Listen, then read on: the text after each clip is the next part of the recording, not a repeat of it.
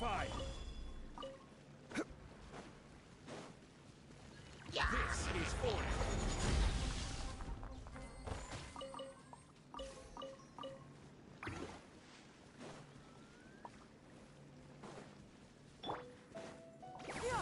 Got him! Skyward! Evil conquering! Worthless!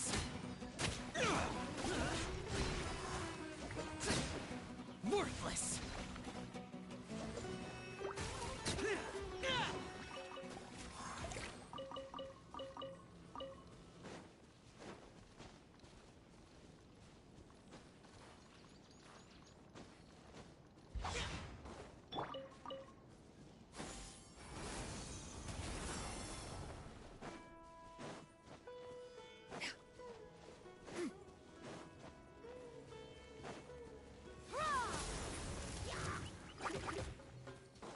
Yeah! Skyward! Doesn't count! I hadn't eaten. Prepare to die, fool! Strike a pose! Boring!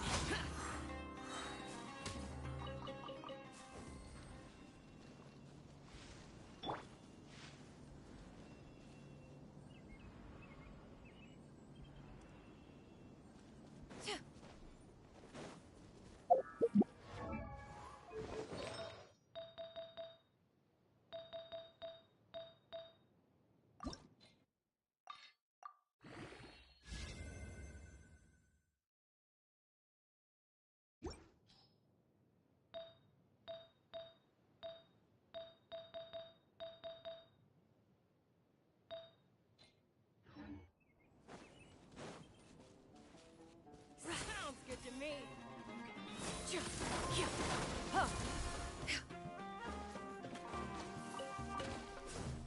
Take that!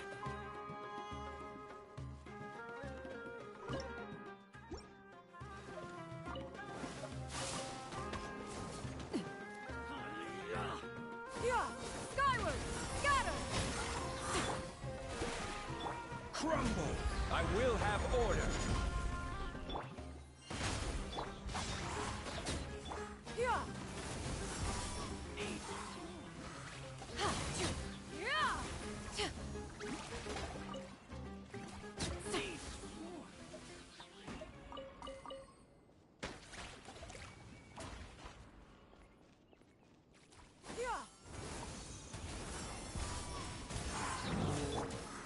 Stabilize! Boring!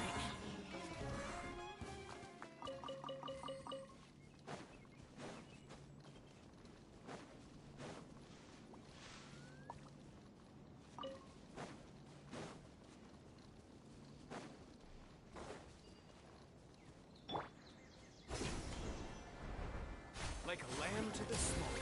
Yeah! Shower me with praise!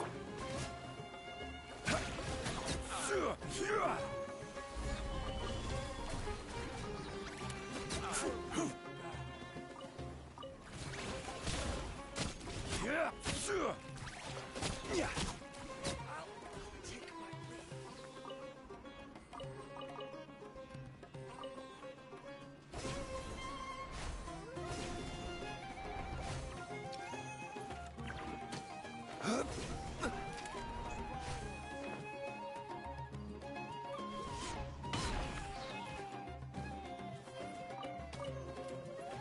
Gather!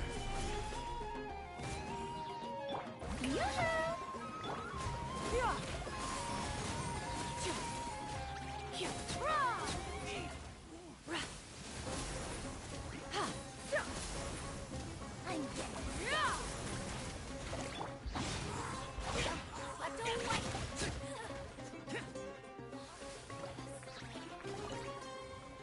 Where do you think you're going?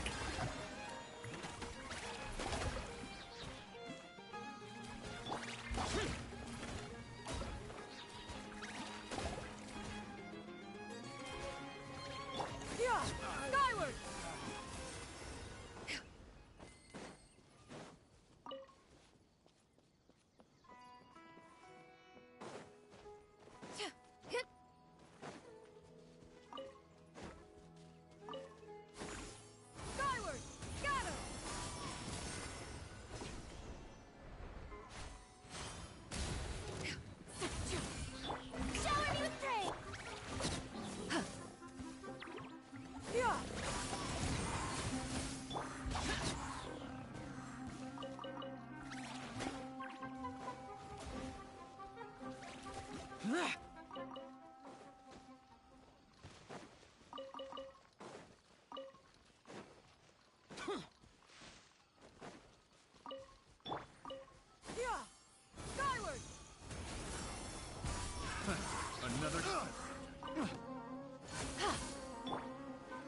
Solidify!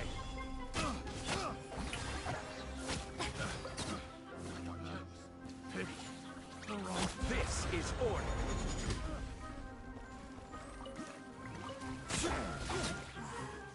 The hunter becomes the hunted.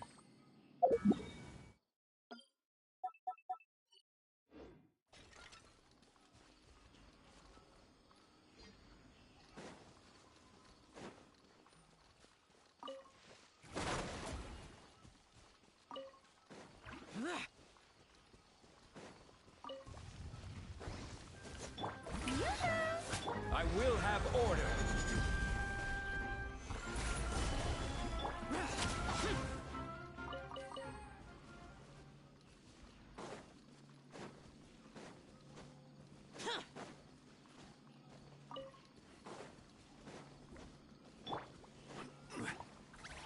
Stabilize.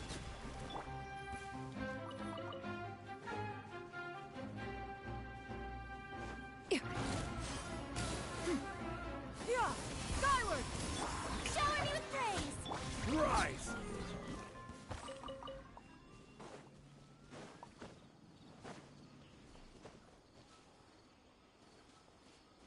Happy to oblige.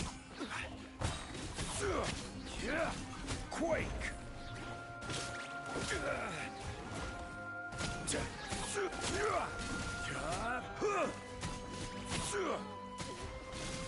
Rise!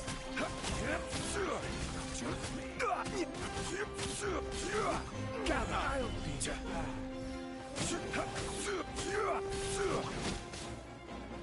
This is order.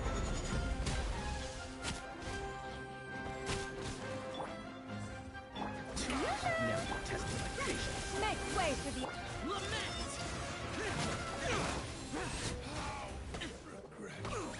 We'll meet again.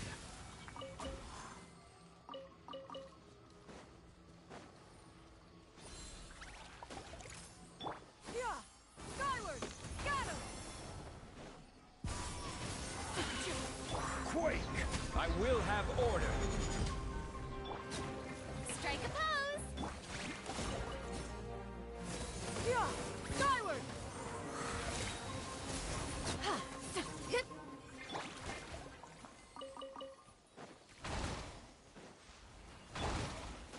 Yeah! Skyward! Got him!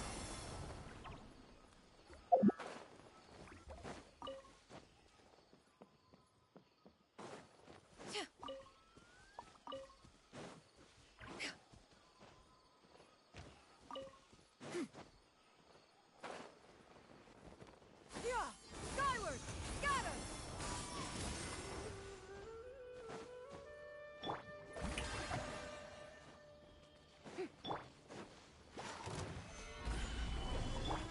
Seize the skies!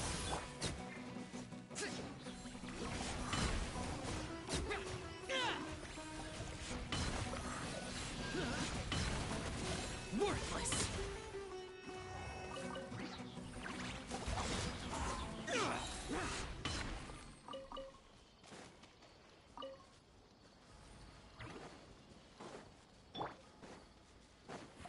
This is order. Solidify!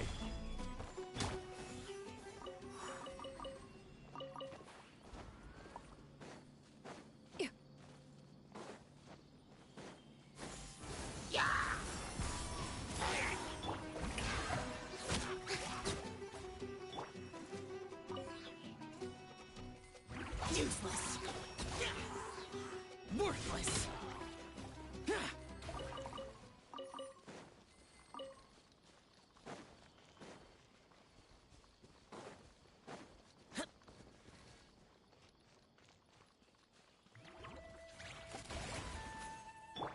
Shower me with praise!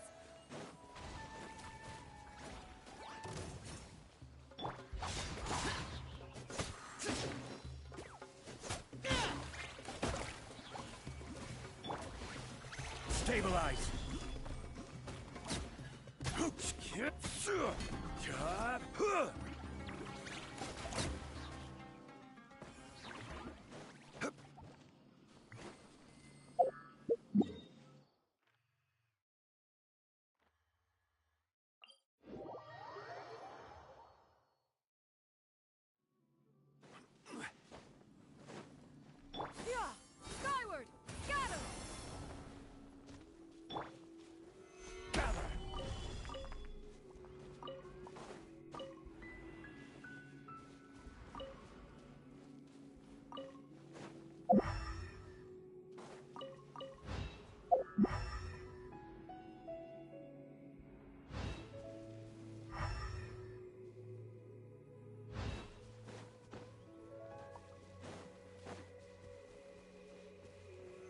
Solidify!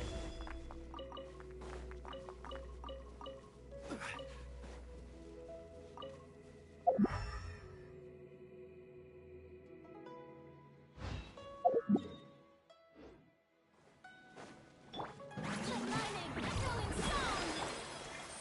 Gather! Yeah. Order guide you! Useless.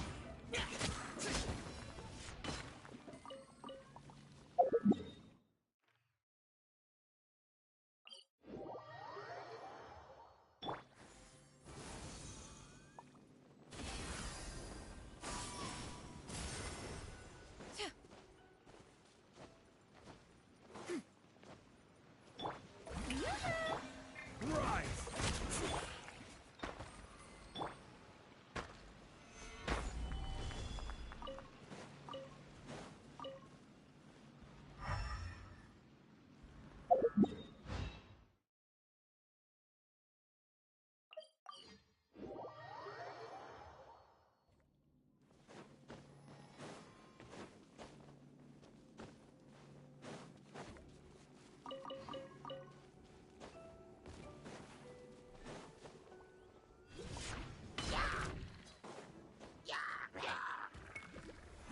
Solidify!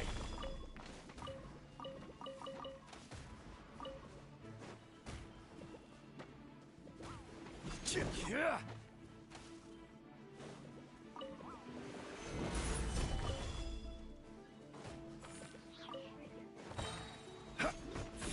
Yeah! Disappear. Here.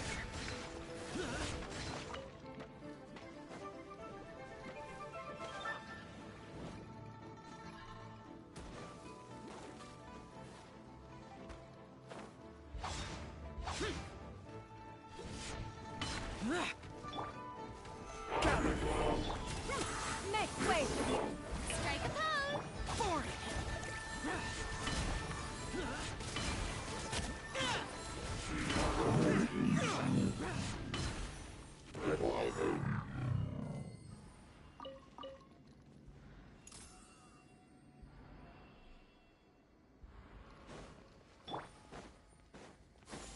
Skyward. Scatter.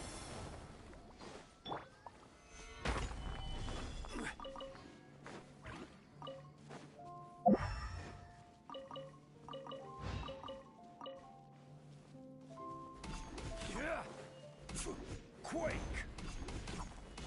Yeah! Rise!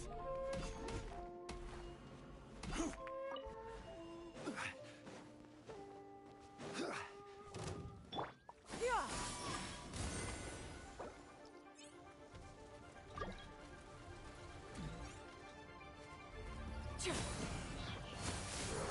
Seize the skies.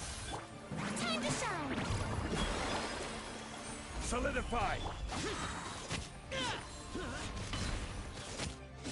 Here.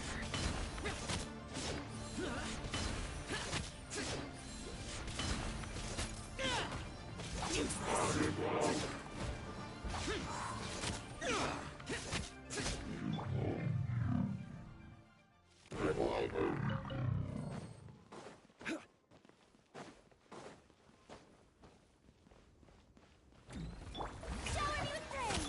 Yeah. Skyward. Crumble! I will have order!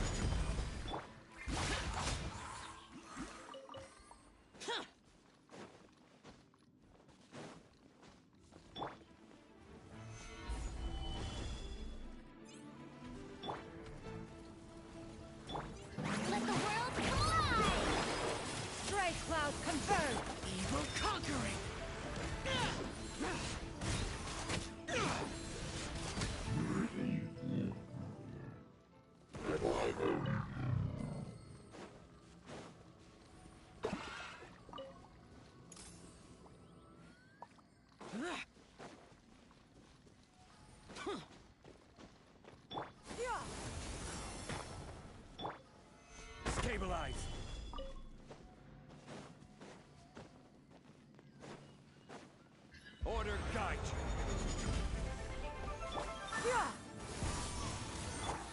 Stabilize! Shine no longer.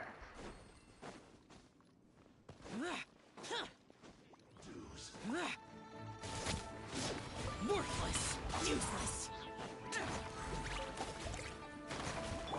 Strike a pose! Can't run from death.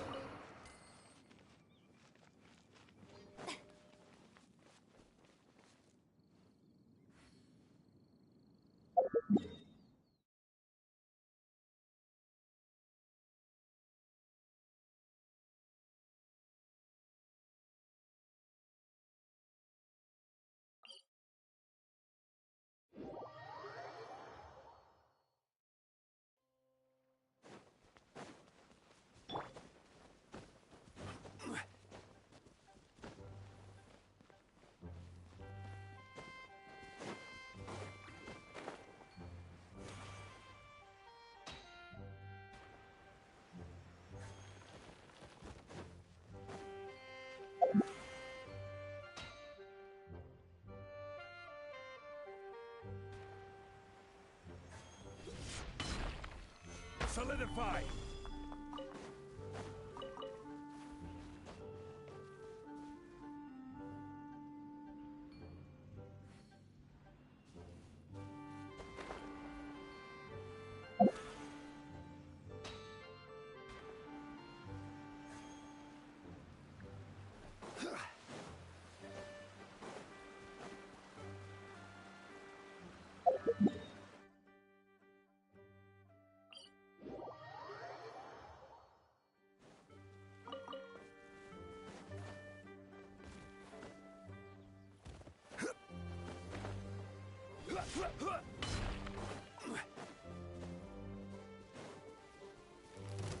Stabilize!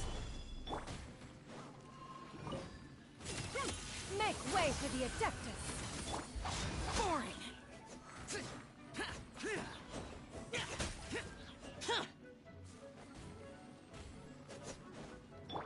Shower me with praise!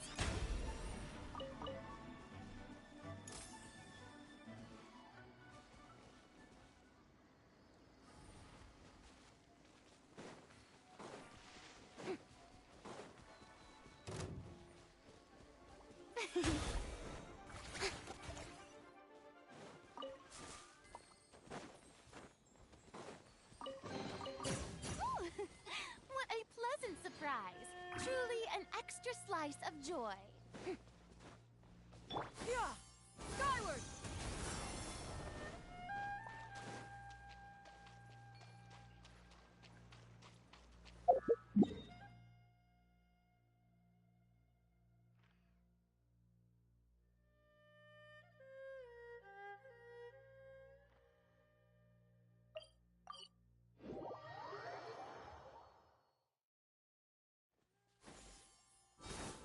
Gather! Gather! Strike a pose! Let my name echo in song! Lament!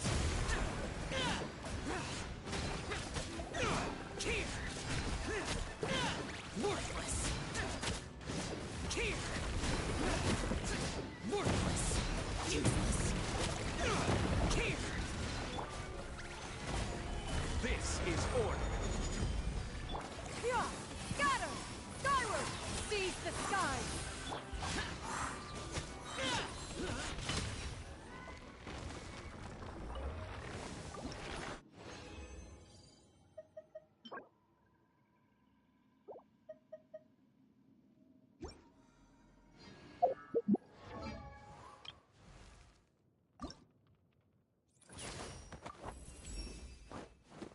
Oh man, you're trusting me with a lot of power here. But I promise you, it's in good hands. I'm gonna ramp up my kung fu training and hustle hard. Watch me!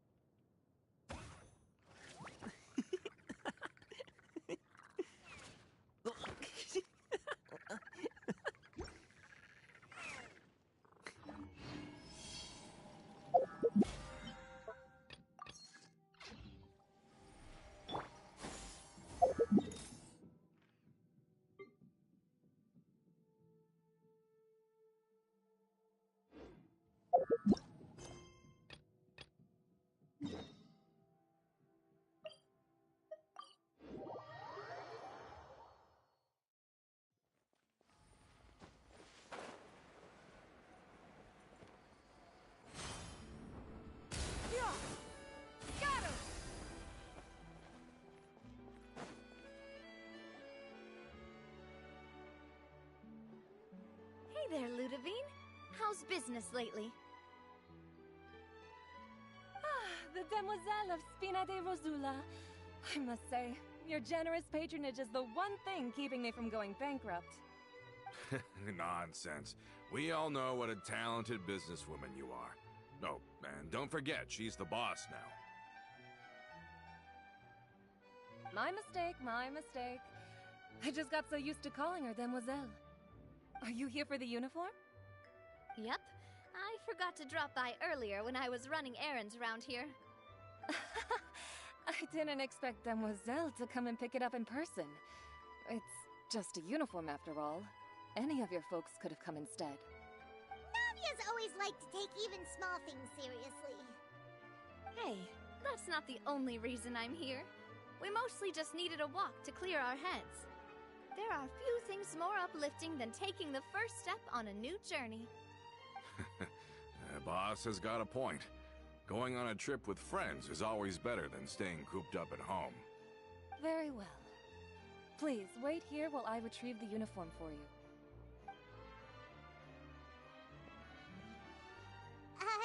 Can someone remind Paimon again why Adele wants to join the Spina?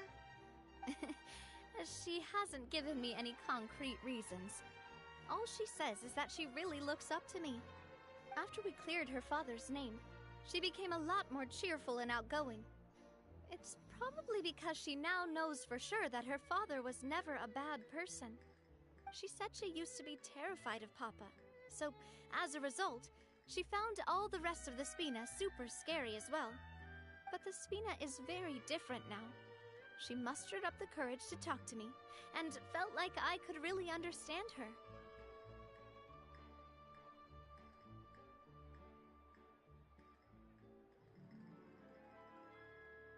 Yeah, you could say that. By uncovering the truth about the case, I was able to give her closure at the same time. She said that she wanted to become someone like me. Someone who could lend a hand to others, instead of standing still and waiting for others to help her. From the sound of it, she'll be a wonderful addition to the Spina.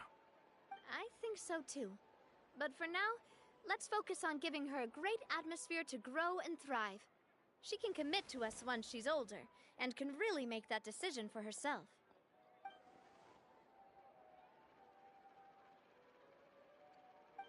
Is something up, Traveler?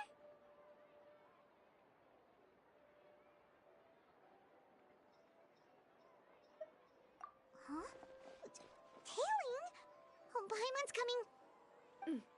I'll go check it out too. Coulter, please hold on to this for me. All right. Paimon saw them too! They headed up! Stop right there!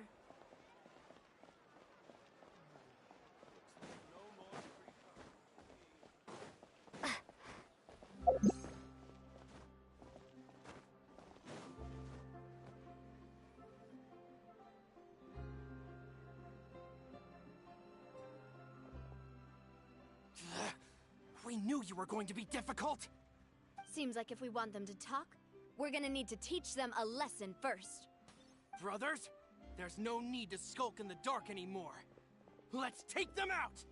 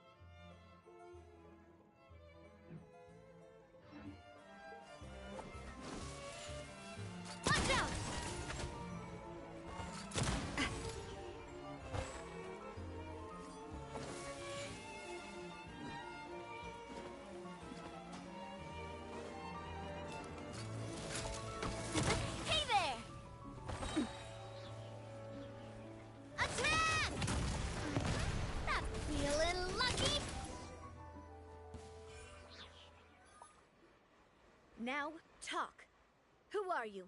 And why were you tailing us? Don't think we'll let you off easy if you keep silent.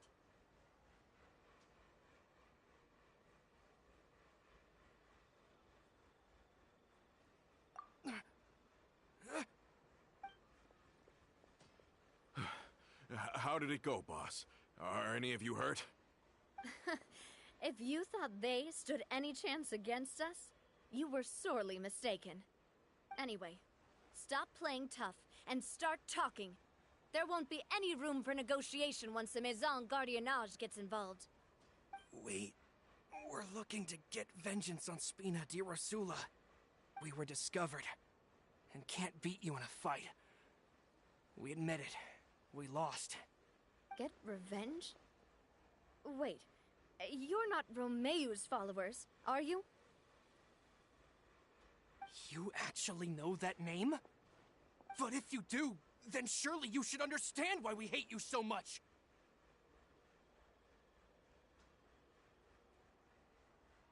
Indeed. You haven't got the faintest hope of winning right now. We were out drinking when we saw Navia. We got so angry we decided to follow you guys and look for an opportunity to really mess up your day. Too bad you guys messed up ours first.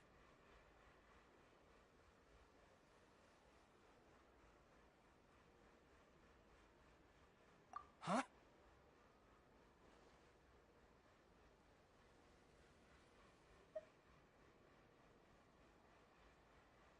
You're pretty sharp. But so what? We didn't do anything. And now it should be pretty obvious that we can't do anything to you anyway. Seeing you like that just really ticked us off. And we let the drink go to our heads. Listen, Callus is long dead. No matter what happened in the past, I want to be able to start things anew. I am the current president of Spina di Rosula. If your boss wants to talk with me, I'd be happy to meet with him. I won't press charges for your attack. That should also help demonstrate my sincerity. I understand. Thank you. I'll let our boss know. But if you so much as think about pulling something like this again, I won't be so lenient next time. Understood? All right. We get it. Come on, let's go. Are you sure it's okay to just let them go like that, Navia? I don't want to inherit my father's grudges, too. Moreover, when it comes to the Aquabus, I don't think what my father did was entirely correct either. If the other side is willing to talk, I'm happy to open the door for a reconciliation. Opportunities for new beginnings are all around us. I support Boss's decision as well. The concept of an eye for an eye is a primitive practice that has no place in today's Spina di Rosula. Yes. Plus, we already know that they're strapped for cash. If their financial situation is that dire, they don't have what it takes to challenge us. So this may be the best time to talk. I still think we should keep an eye out for Romeu's folks, though. If he decides to ignore the warning I gave his men, then we could still have a fight on our hands. Yeah, those guys definitely didn't look like big fans of yours. I'd rather things not go that far, since, though we haven't talked to each other for years, once upon a time we were all a part of the Spina di Rosula family. Yep, that's how I feel as well. Anyway, now that we've sent them packing, we don't have to worry about those guys anymore. It's getting late already, so why don't we stay the night in the Fleuve Cendre? We can head back to Poisson tomorrow. I'll also ask someone to write Florent a letter and inform him of everything that happened here today, so he can increase security around Poisson and be on guard against any suspicious individuals. Do we have to stay in the Fleuve Cendre again? Even the pillows there smell like seaweed. Sorry, that's just what happens when you live near water and don't get much sunlight. Poisson's pretty much the same though, so I've long since gotten used to it. We can still go out in the evening for some grilled fish and drinks though. Bet you there'll be people singing sea shanties too. How does that sound? That does sound pretty cool. Okay, Paimon's on board now. Let's go. Paimon wants to sing too.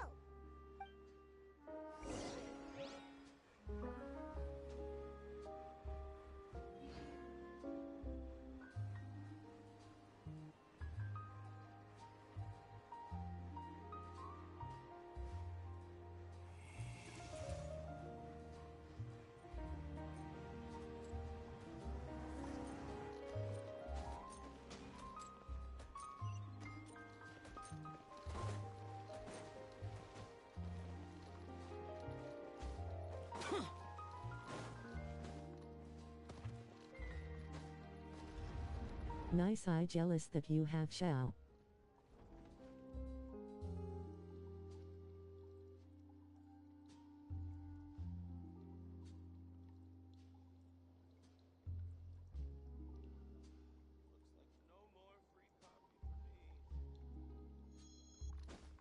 Hez awesome.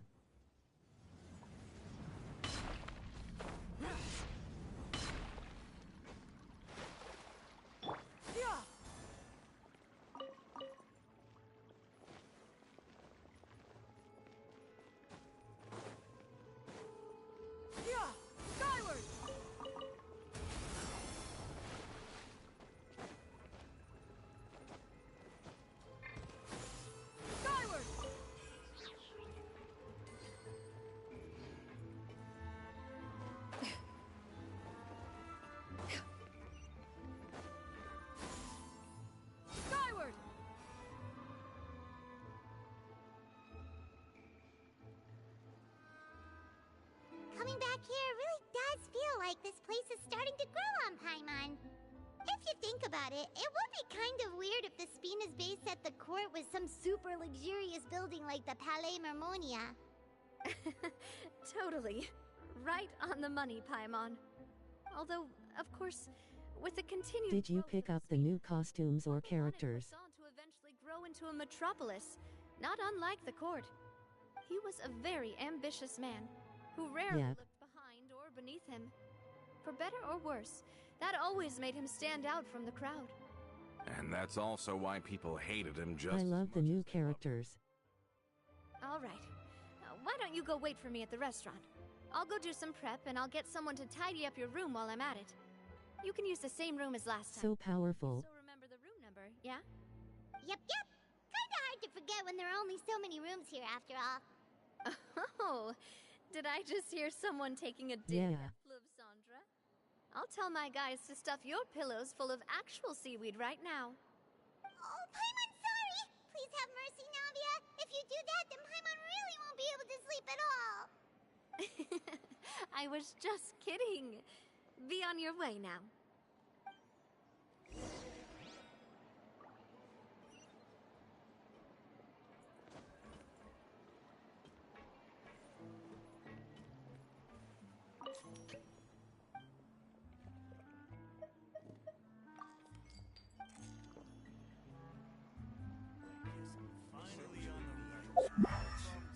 What's taking him so Adventuring underground is way more fun than I thought.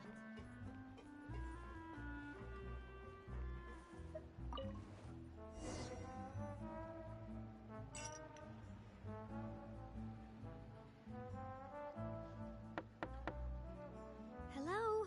Are you asleep yet? Oh, no, not at all. I just figured that since we don't get to enjoy nights like these very often, we should try to enjoy it to the fullest. Wanna go fishing? I've got some rods. And I said like not too long ago that I'm going to sue Genshin BC. It won't let me back into my account and I spent a lot of money to get a L. Hopefully I didn't wake you or anything.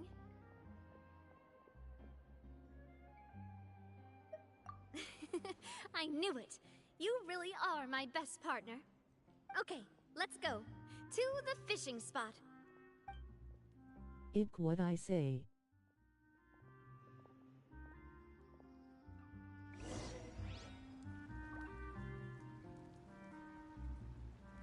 That sounds like a horror story.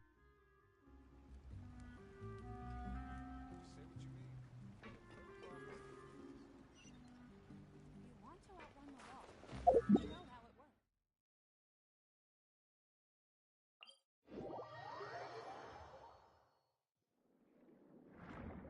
I can't play my favorite game anymore, and my cousin and sister suggested that I delete the game and then I just make them with a slipper.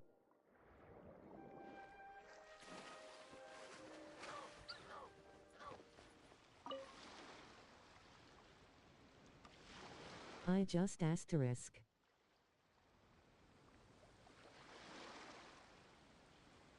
Slap asterisk.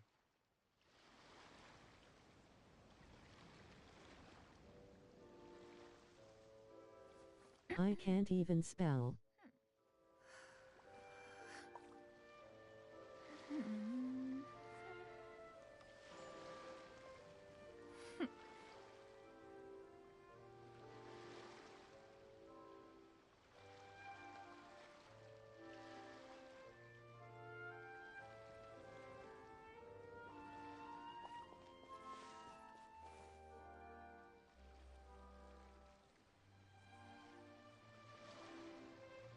Hilarious.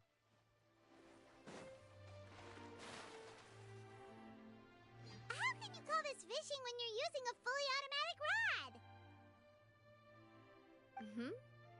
What's the problem?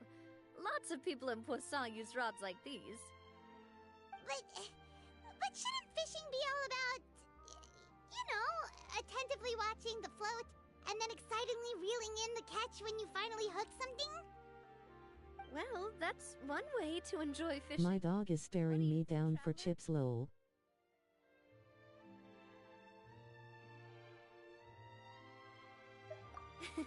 That's how I feel as well. To me, I'm happy as long as I catch some fish. Honestly, Paimon's mainly shocked at how much energy... My dogs do that as well. Usually by this time of night, it's a struggle for Paimon to even keep her eyes open. Huh. It might just be something that runs in my family. That's a thing? I'm sure you'd get even sleepier And if the I cat. delved more deeply into it. Anyway, I was just thinking about how grateful I am to my mother. As well as... Wait, yo, have you ever had a teaching in a class that made you cry? Teacher not teaching.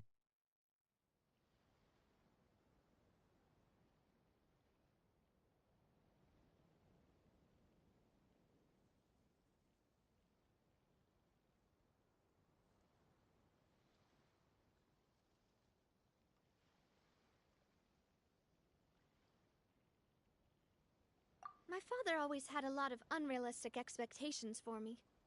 But the more that he tried to get me to become like him, the less I wanted to listen Nah, to what he I had don't to think say. so. Did that My mother happen to never you? had those kinds of expectations, though.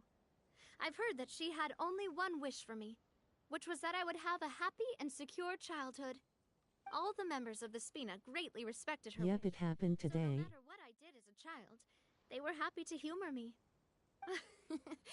Can you At school in my class. Whenever my father wanted to scold me for something I'd done, everyone would form up into 2 rows and just stand silently and listen to him rant. Malouse and Silver were always there too.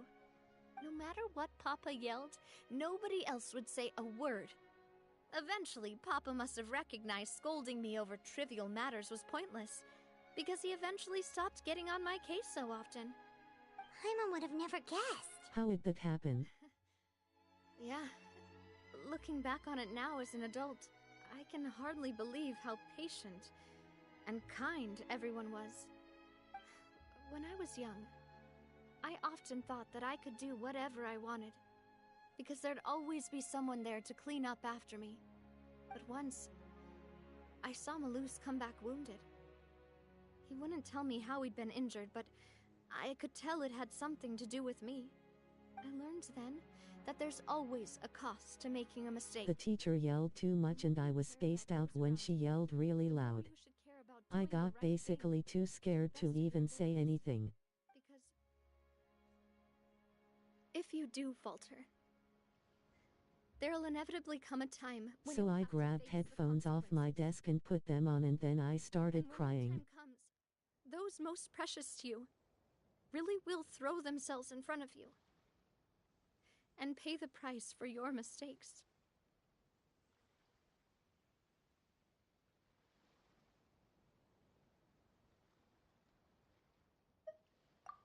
Sorry. Sorry. I shouldn't have brought that up. I wasn't planning to talk about sad things tonight. Basically, I was just saying that the nurturing atmosphere of the Spina must have been my mother's legacy, rather than my father's. And if that's the only way that I can continue to feel her love, then I'd like to pass that warmth on. I hate yelling to the fact that I will cry if they yell when I'm spaced out really loud. It was stoned me back to reality, but I will get Although, maybe there's a part of not wanting to repeat the mistakes of the past. I want to be reasonable, at least. Hey, look! I think you've got something on the line! Because I have this disorder of yelling. I don't know what it is called, but I was told that it was a disorder of yelling. Didn't know that was actually disorder. It was my first time putting one of those rods together. We can't let it get away. Come on, you two. Let's catch it. You want Paimon to help too?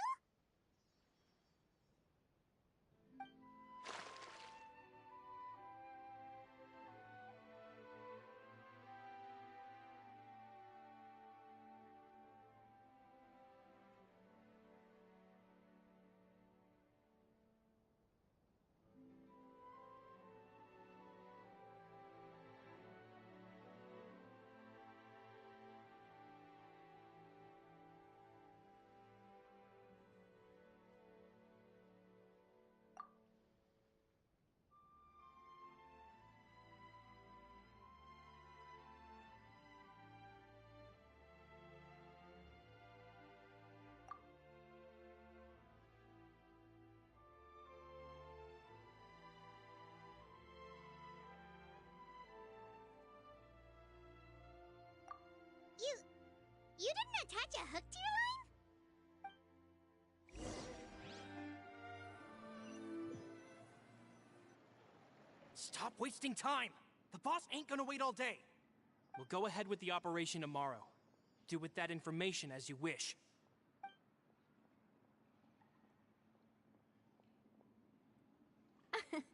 Well, your rod was missing a part too, so I guess that makes it fair. Well, The music doesn't bother you from the headphones? Lol, you probably don't listen to metal then. never mind. Paimon really can't keep her eyes open anymore. All right, go to bed. I had a great time today. See you tomorrow.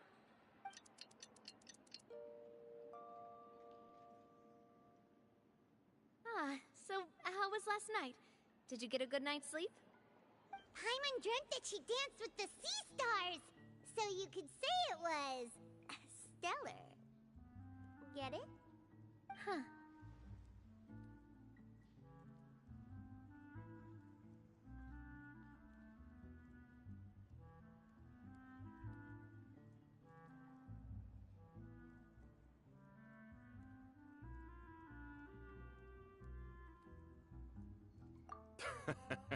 I didn't know you had such a great sense of humor. See? This guy gets it! Anyway, let's head out. I'll arrange for a boat to take us back to Poisson. I'm sure Adele will be happy to see you two again. Paimon hopes she'll really appreciate your gift. I hope so too.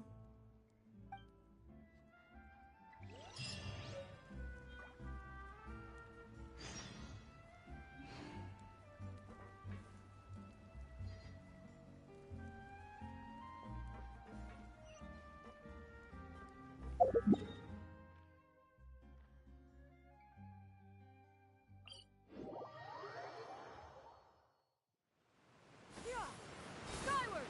Got him!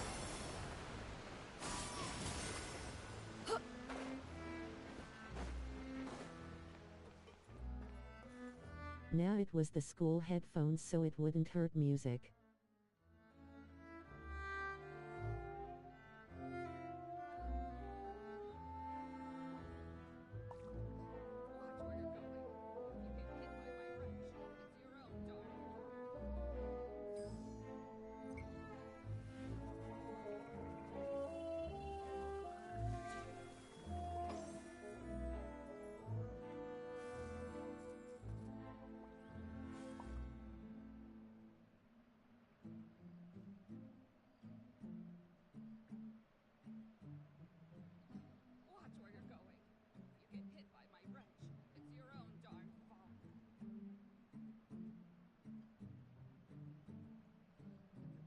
prevails throughout the land, and all things are made new, as buds in the spring. Adele, we're back! We brought you a gift from the court, too. Whoa! Thank you so much, boss! Don't call her boss, okay, Adele? Just Miss Navia would be fine. Oh, it's all right. I don't mind. Besides the gift, I've also got another surprise. Guess who's here? It's been a while!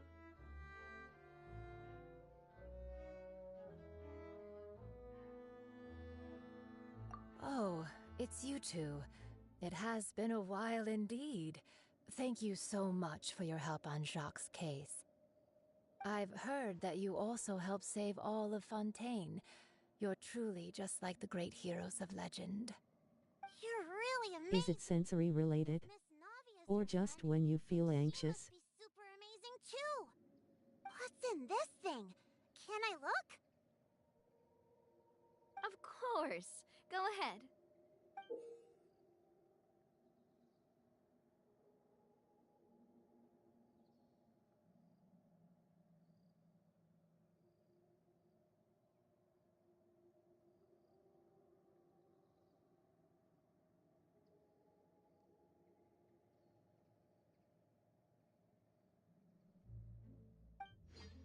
Oh, it's a Spina di Rosula uniform! Is it for me? But isn't it a bit big? Well, it's a gift for future you. When you first told me that you were interested in joining the Spina, I was overjoyed. But it's the Spina's responsibility to protect everyone as well. Being a member means becoming involved in all kinds of dangerous situations. And since you're still young, I don't want your mom It kind like anxiety but more like when I'm like how do you spell it? down then by telling you that you'll have to wait until you're older.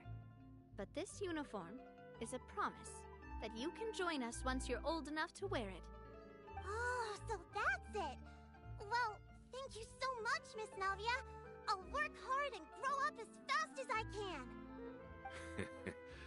But you can't really grow up faster by working hard. You've got to be patient. Everyone, I'm really grateful that you remembered my daughter's wish and took it seriously. Thanks to the protection of the Spina, even though her father's no longer with us, we've still felt plenty of warmth and security. Oh, it's the least we could do. As long as you live in Poisson, even if you're not an official member, you're still part of the family. Boss! Huh? Is something up, Florent? I've got something urgent to report. Romeu and his folks have gathered outside Poisson and even shipped in a huge pile of explosives! What? Explosives? What do they want? It seems like they've been planning this for some time. We started investigating as soon as we received your letter yesterday. But Romeu and his folks must have gotten wind as well. Oh my They god. abandoned their former post before we could Explosives. even check on them. We investigated their tracks and found out that they're after Poisson. Could they have smartened up since we caught them red-handed at the court? Seems like they've got no interest in sitting down and talking at all. Working really hard and I can't like be clam or like if I'm overworked but mostly when I'm overthinking you I saw that. Well, too late now, I suppose. Florent, where are they keeping their explosives? On the hill to the east of Poisson, near the Clementine line.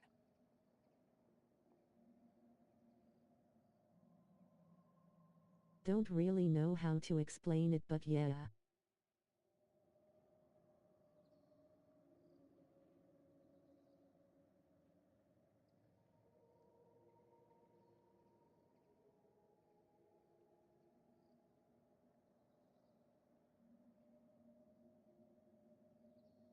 They want to blow up the Clementine line? Certainly sounds like it. Romeu and his followers hate the Spina and everything to do with Callus. And the Aquabus was the source of their contention. If they manage to blow up the Aquabus line, all that rubble will come crashing down the hill and straight into Poisson. Are they insane? There's tons of innocent people in Poisson!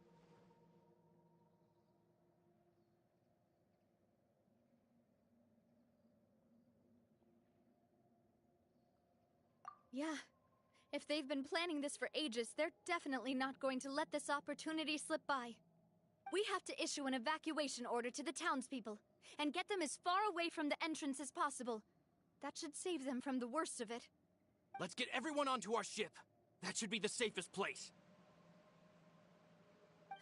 My dear partner, can I leave the Clementine line to you? If the explosives do go off, not only would the people of Poisson be in danger, any aquabuses using the line would plummet to the ground. Let's stop their insanity first, then settle the score with them.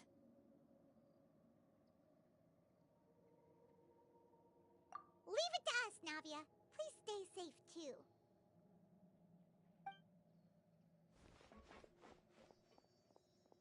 Oh, I hate those flying hunter things. I forget the name. We've got to act fast.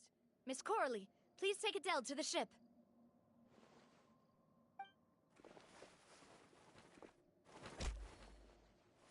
Watch out, boss!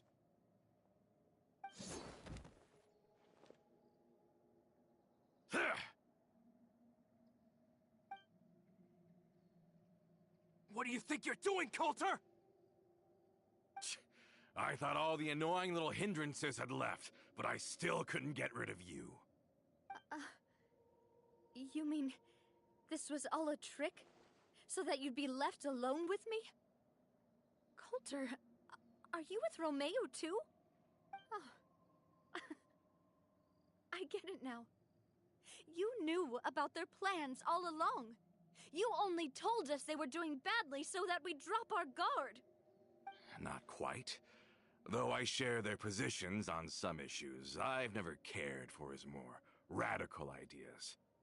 And that's because, out of the entire Spina di Rosula, I only hate you. Only you, Navia. You better stick close to me. Romeo promised me that he would leave Poisson alone if I could just take you out. But it was like you were glued at the hip to that pesky traveler. You never gave me a chance to make my move. Romeo has lost his patience. I didn't have to be here today, you know. But I swore that I'd kill you, even if it meant being buried with you in the rubble. Why? Only someone as clueless about the past as you would ask such a foolish question. You never saw the heyday of Spina di Rosula, nor did you ever live through the golden age of Poisson. But I saw it all with my own eyes, and then I had to watch it all die, little by little. And it was all because of you, Navia. Clementine died because of you. Callus died because of you. Malus and Silver I just realized my sister is asleep on me and my cousin is asleep on me as well. Everyone dead, all because of you. So the shock and grief you showed us before, that was in Act 2? Now you're catching on. I heard Malus was dead the moment I got out. Did you know? Down there in that blasted fortress, I spent a long time thinking about what happened, and resolving to apologize to Malus as soon as I got out. Back then, because of that aquabus, we had a huge fallout. I was convinced that all he cared about was loyalty, and that he had completely lost his capacity for critical thinking. The years passed by in a blur after that. I thought I had finally begun to understand him, and that he could help me relive the good old days again. But then he died, and it was because of you again, Navia. It's always because of you. I once loved the Spina and Poisson more than anyone else. But what is left now of either besides death and ruin?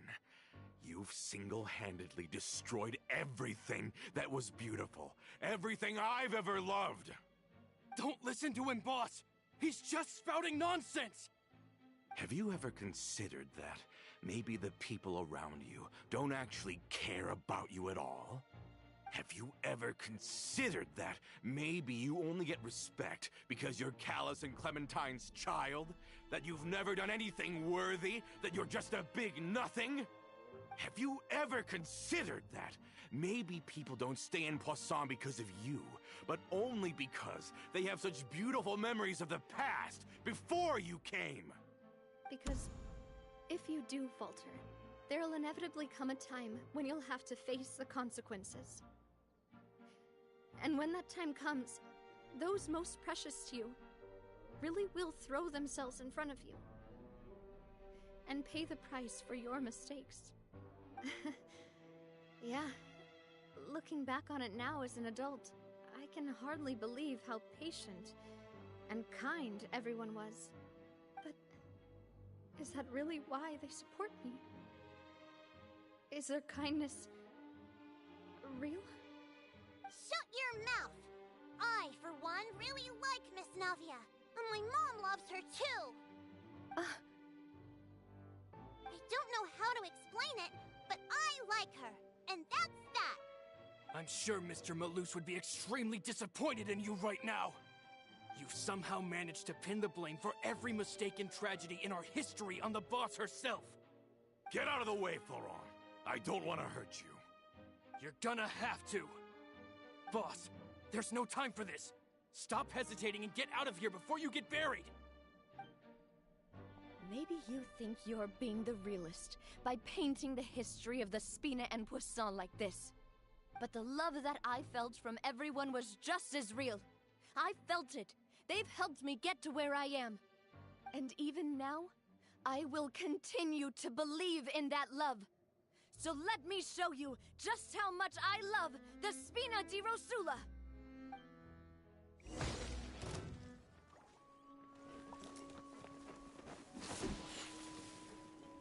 Watch out!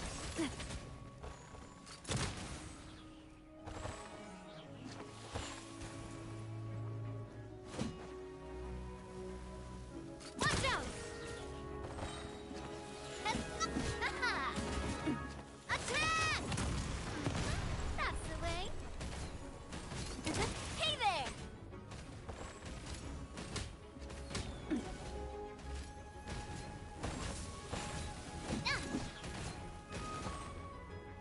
Coming at ya! A proper send-off from the Spina with love.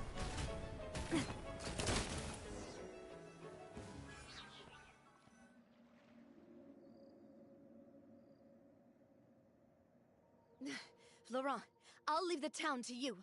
Summon the other members and help with the evacuation of the townspeople. If you find any of Coulter's accomplices, subdue them quickly, and don't give them the chance to harm any ordinary civilians. I can't allow my partner to face the danger on the Clementine line alone. Got it, boss. I'm on it. Are you okay, Navia?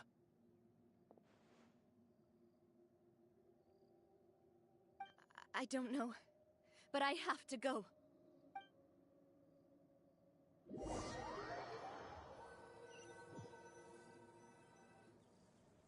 Let's hurry up there! We have to protect the Clementine line! If they're gonna blow up the waterway, they must have planted the explosives next to the support pillars!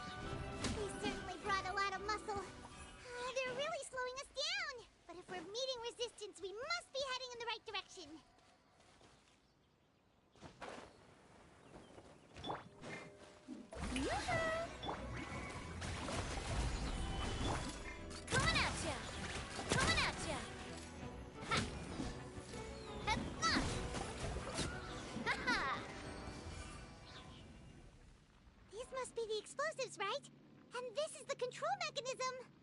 How can we disable it? Oh, Paimon's too scared to touch any of this stuff. Huh? There's a strangely shaped hole here. What is it for? Oh, that certainly sounds possible. Maybe one of the people we just beat up has the key. Okay, you take this side, Paimon will take the other. Let's see what we can find. Feeling lucky?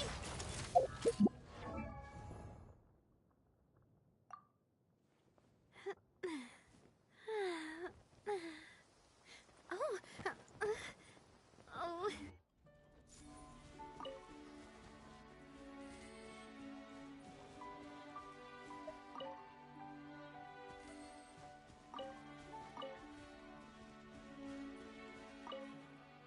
Let me turn this guy over. Ugh, he's super heavy. He could probably eat a whole Paimon just for breakfast.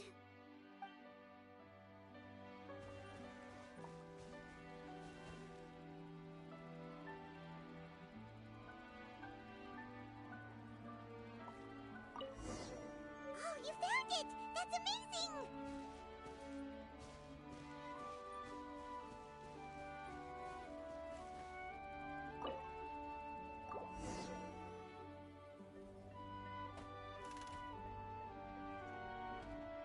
That should do it, right? Navi and Florent should be able to relax now.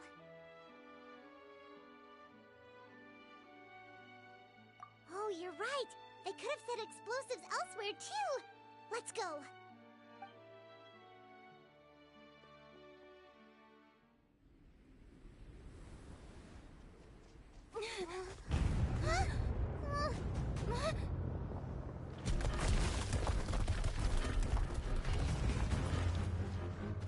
They're gonna bury Poisson!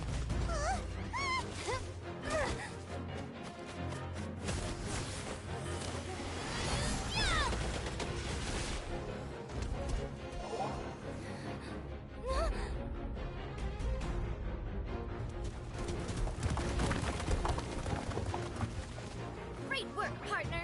Just leave the rest to me. Watch out, Navia! You can't block them all! Block. I'm doing this the Spina way.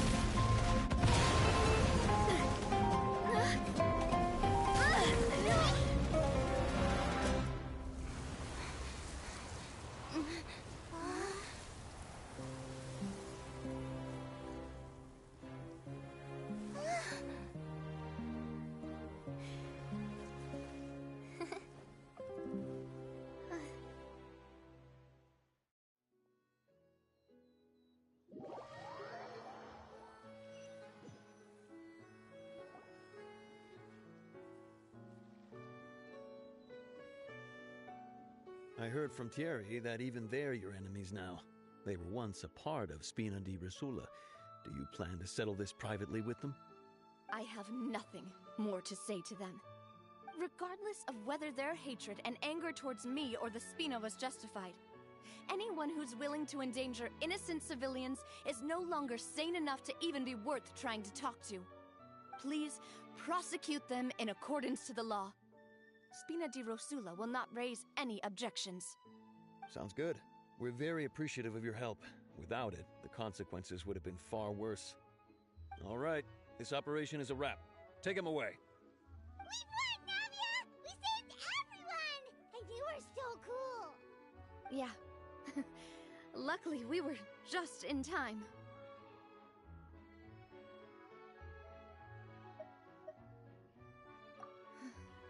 It's probably because I expended too much elemental energy at once. I'll be fine. Don't worry about me. But you usually glow up whenever other people compliment you. Paimon's not used to seeing you like this.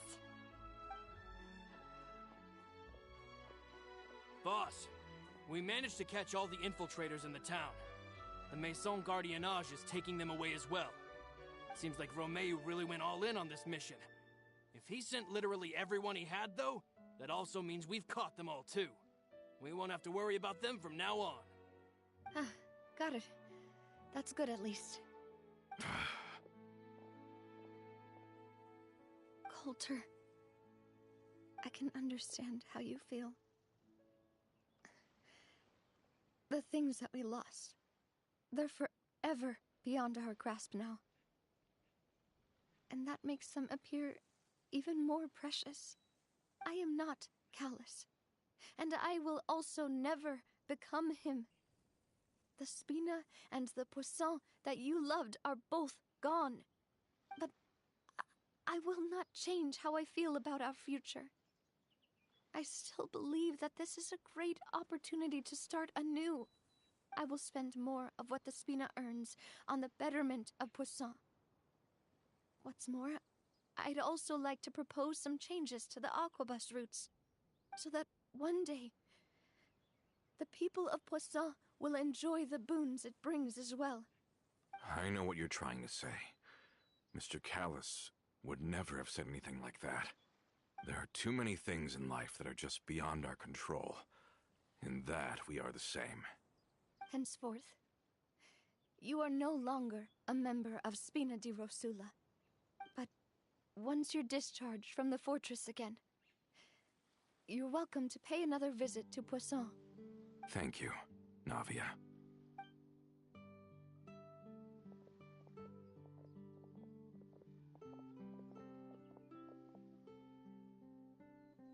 As I thought. Boss really is a kind and gentle person. She is also, I must say, a truly unlucky person. Thank you for protecting the Clementine line. Nice. I jealous that you have Shao. Working really hard, and I can't like be clam or like if I'm overworked, but mostly when I'm overthinking you. I saw that. Don't really know how to explain it, but yeah. Oh, I hate those flying hunter things. I forget the name. I just realized my sister is asleep on me and my cousin is asleep on me as well. Losing my mother all over again. Seeing it still standing there, tall and proud, it makes me really happy. What happened while we were gone? Honestly, you look more upset than tired or anything. Just give her some time.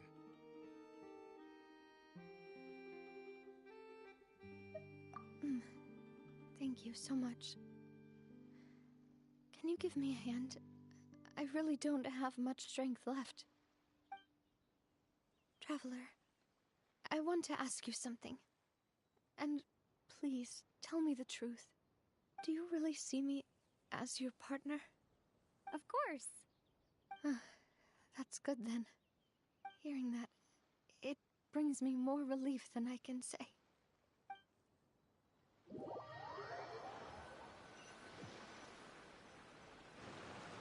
How do you feel, Navia? Any better after taking a break?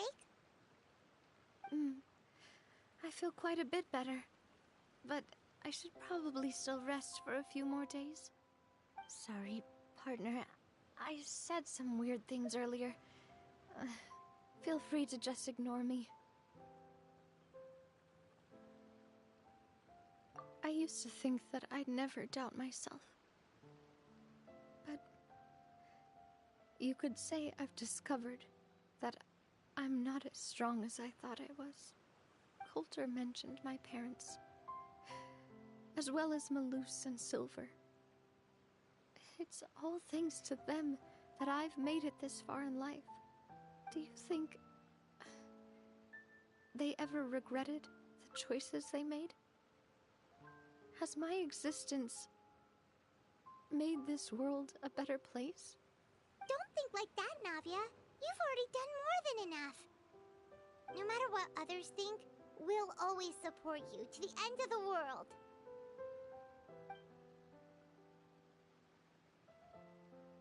Well, since it's ended up like this, I suppose it's time for me to make a confession as well. There's something that I've been keeping from you as well, boss. Please, follow me. Everything is already prepared. Florent, I hope you can understand that I can't deal with any more shocking revelations right now. Don't worry. This surprise will be a pleasant one.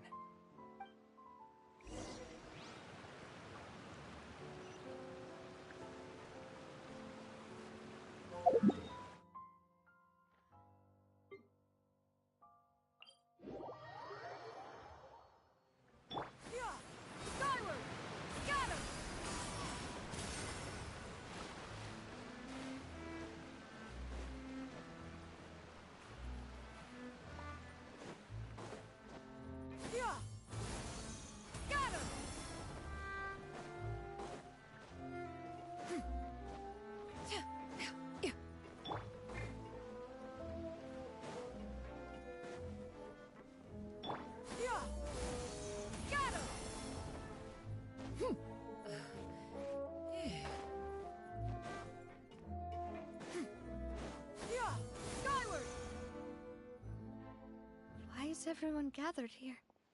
And what's this? This was supposed to be a gift to you from everyone in the town. We were originally planning to show it to you once it was finished, but special times call for special measures. I've never seen you look so defeated before, so I've decided to show you the designs before the final product was done. Do I really look that bad? Well, if you're ready, I'll unveil the present.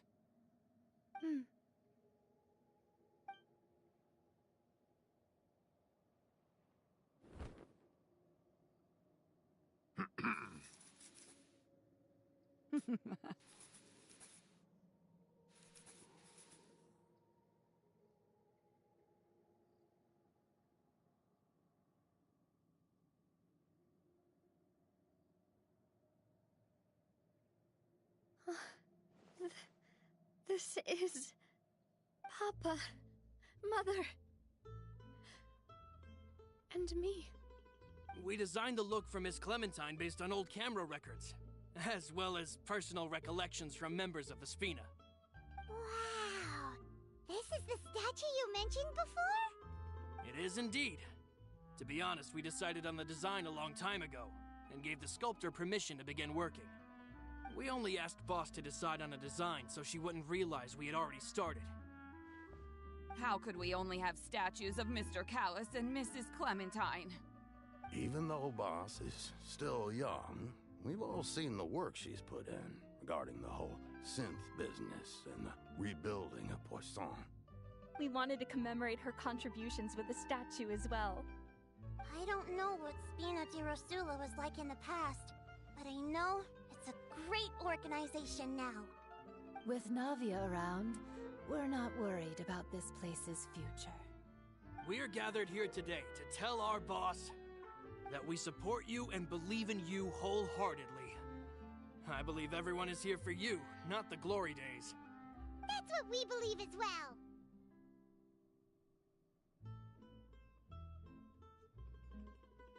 Thank you so much, everyone. Then I'll be brave and just accept everyone's support for what it is. This really is quite the surprise. I never thought that I'd have the chance to stand next to my mother. Not even in my wildest dreams.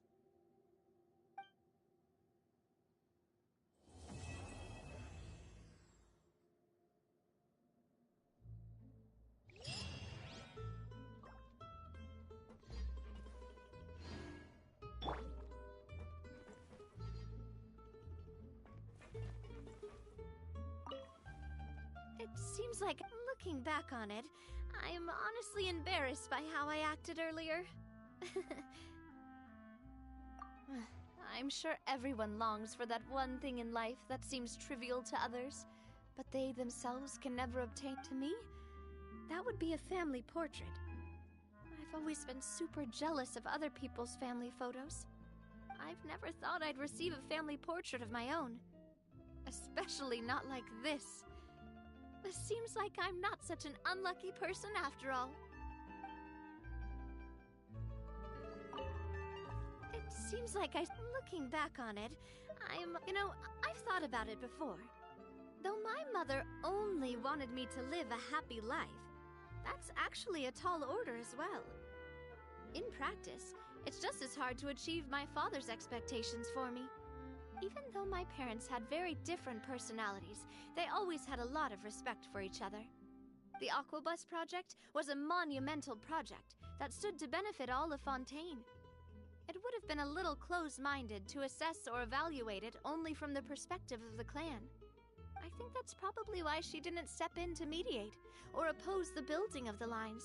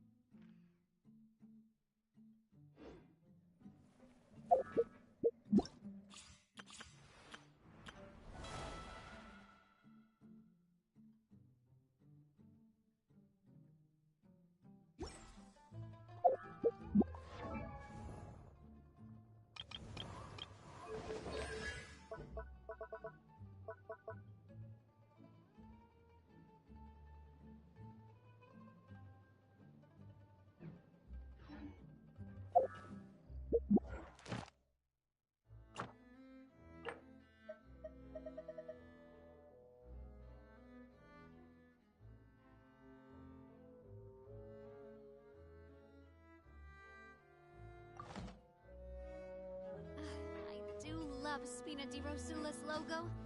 It was designed by my mother. Have you noticed how it's...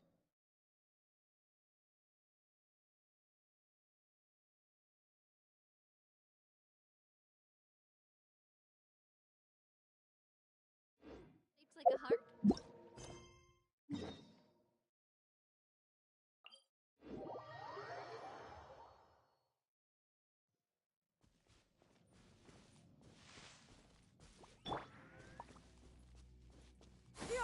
Scatter! Skyward!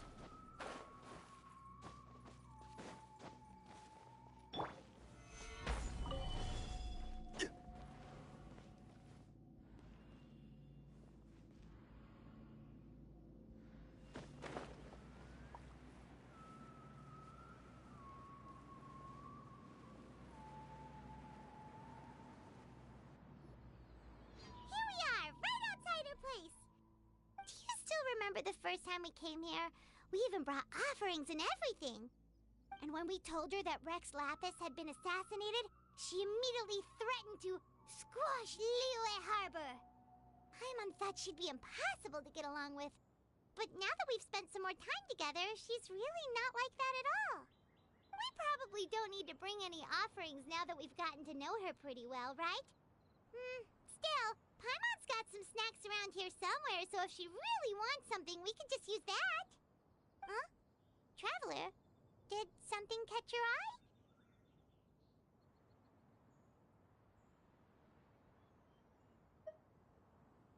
Whoa.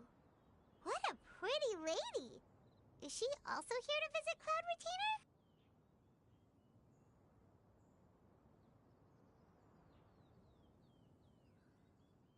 Yeah, you're right. All it takes is one look and you can tell she's someone special. As expected of that bird lady, really. She must have a whole bunch of Adepti friends from all over the country. Okay, but if we're both friends of Cloud Retainer, then we're basically friends by association, right? Want to go up to her and say hello?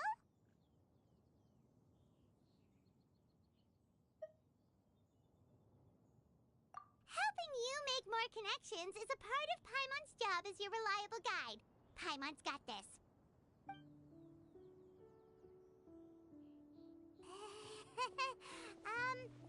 Hello?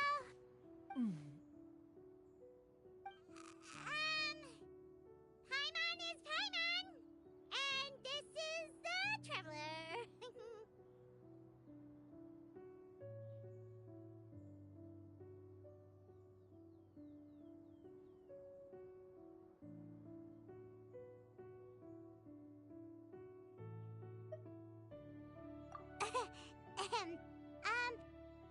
Paimon doesn't think we've met, but we're also friends of Cloud Retainer.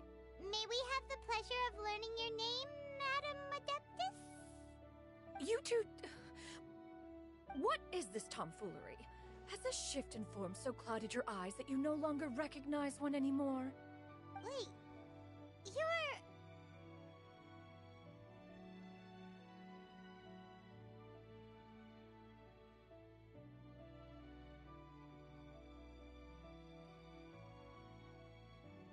Huh? You're the illuminated bird? But you look... human! How did that happen? Oh, donning human form is scarcely any test of one's abilities. As for your confusion, one merely had no reason to indulge such inclinations before. So, you're indulging now because? Well, one has made plans to pay a visit to some disciples at Liyue Harbor.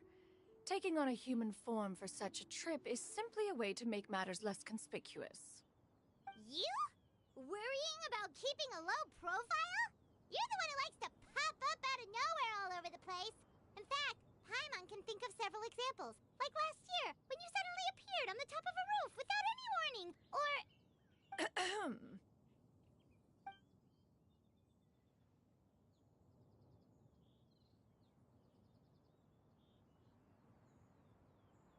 Hey, didn't we agree not to bring that up unless she asked? Oh? So you have taken care to follow the proper rules of etiquette after all. Most commendable.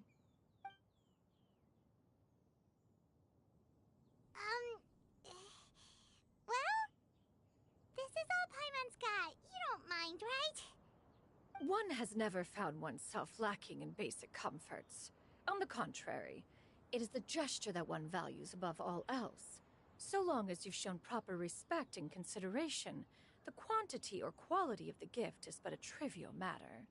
That kinda makes Paimon feel a little guilty for trying to keep them for herself. Anyway, where were we before you reminded Paimon about the gifts? Ah, right. So by disciples, you must mean Ganyu and Shenhe. It's also been a while since we last saw them. Maybe we can come too. One planned to extend the invitation even if you had not raised the matter yourself. Shenhe and Ganyu should be quite pleased to see you again.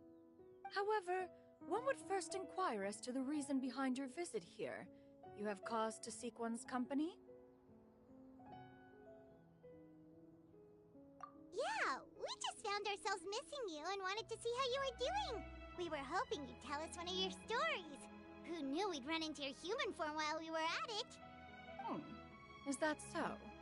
If there are no urgent matters at hand, then let us make haste for Liyue Harbor. Ganyu is likely still working at Yuehai Pavilion, so that shall be our first stop. Sounds great! Then let's all go to Liyue Harbor!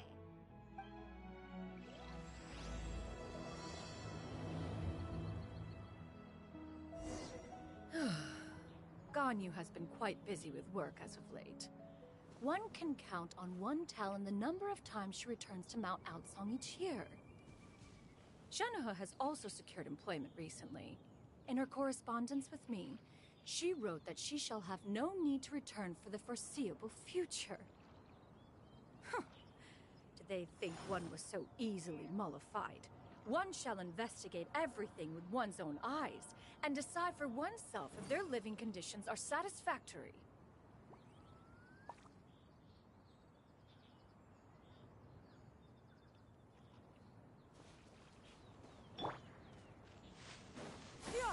Skyward! Scatter!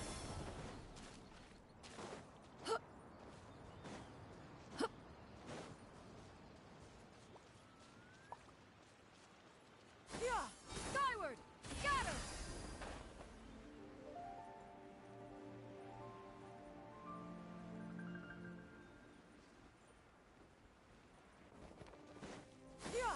Skyward! Scatter! Stabilize! Watch out!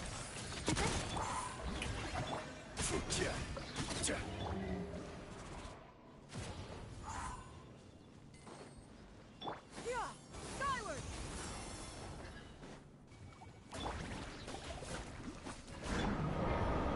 Solidify! I will have order!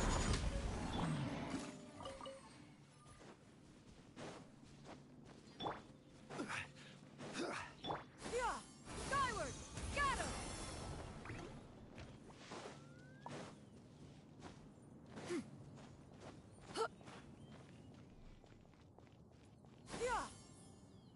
Skyward! Scatter!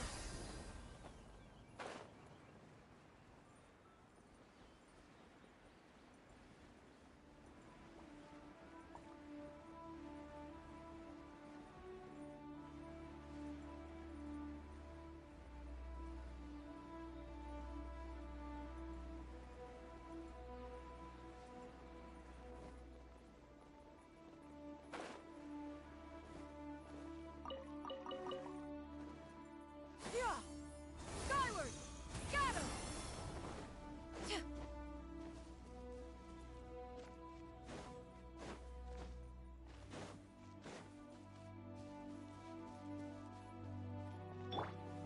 Gather!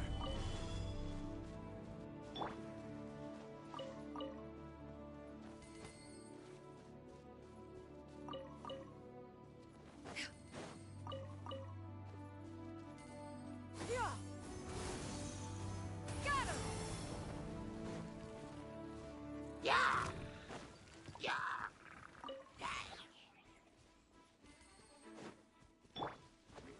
Stabilize!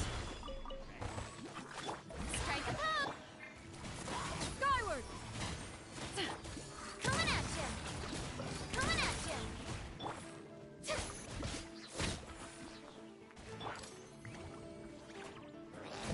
Watch out!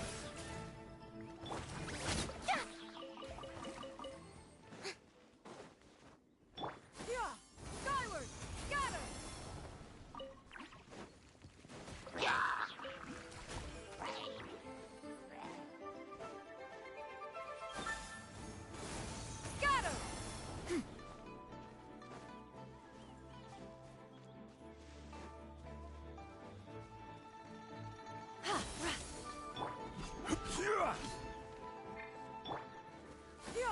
Skyward!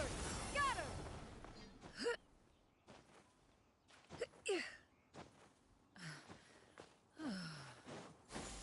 Skyward! Scatter!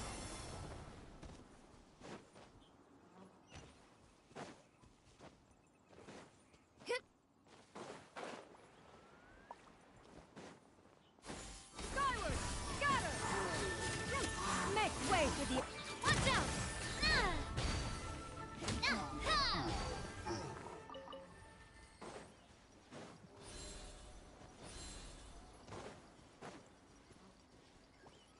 Feeling lucky?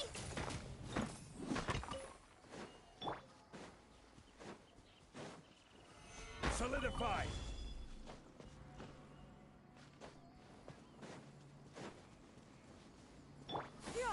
Skyward! Scatter!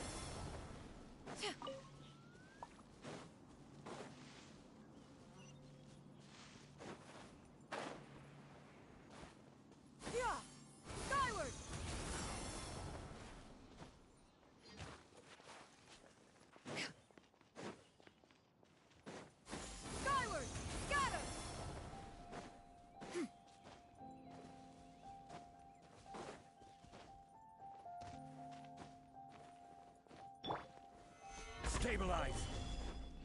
Yeah! Skyward! Scatter!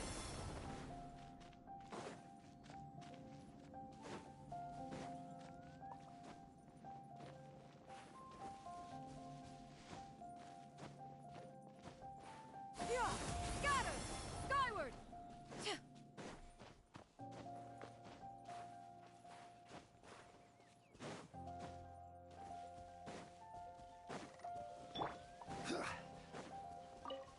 Order guide you!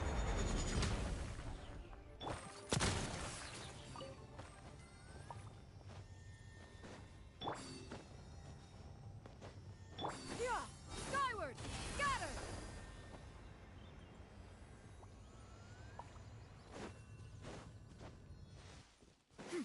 Yeah!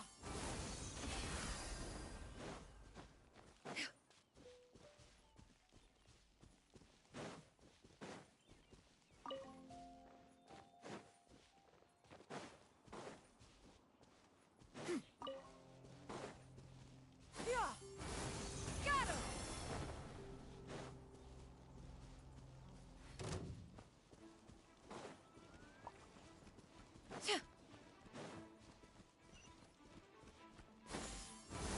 Scatter!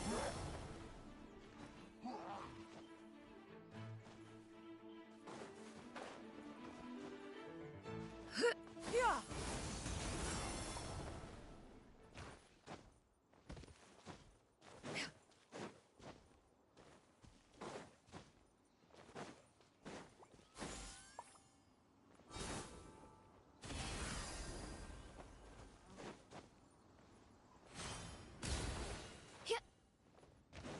Yeah!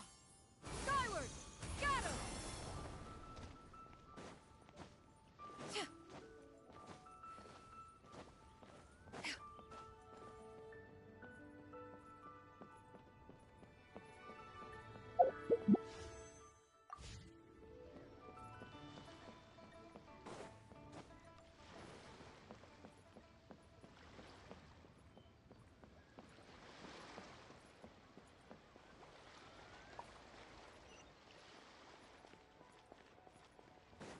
Yeah! Skyward! Scatter!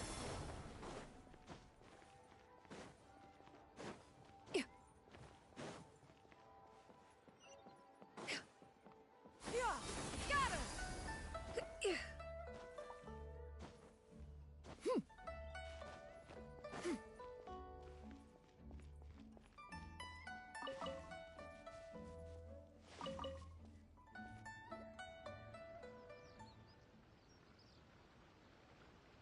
We're almost at Way High Pavilion. Hey, do you think Ganyu will be shocked to see Cloud Retainer like this? Guess we have no idea if Shenhe and Ganyu have ever seen her in this form before. Wait, where did she go?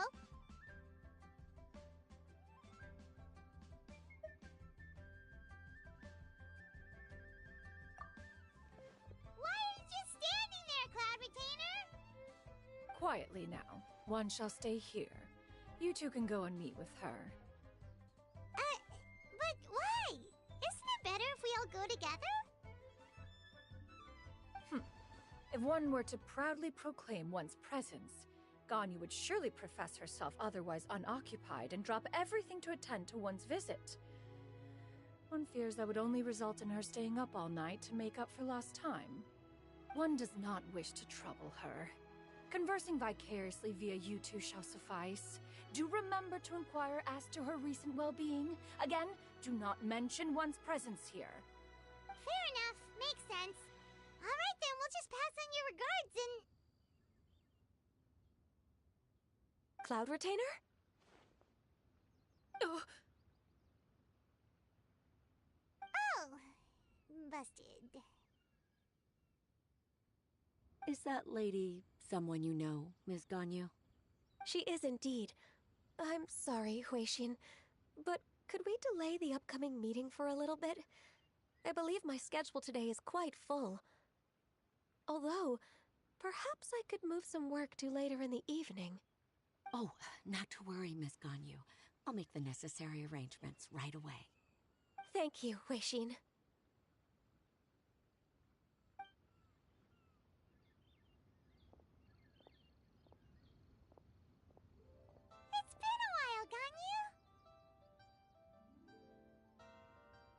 Greetings. What brings you here today? And Cloud Retainer, too. It's been quite some time since I last saw you in this form. You are quite mistaken. One is not acquainted with this Cloud Retainer of whom you speak. One is simply a mere mortal passerby. Huh? Seems she's not buying it. That was but a simple test. One did not expect you to be able to recognize one so easily, especially after so many years of only seeing one's other form.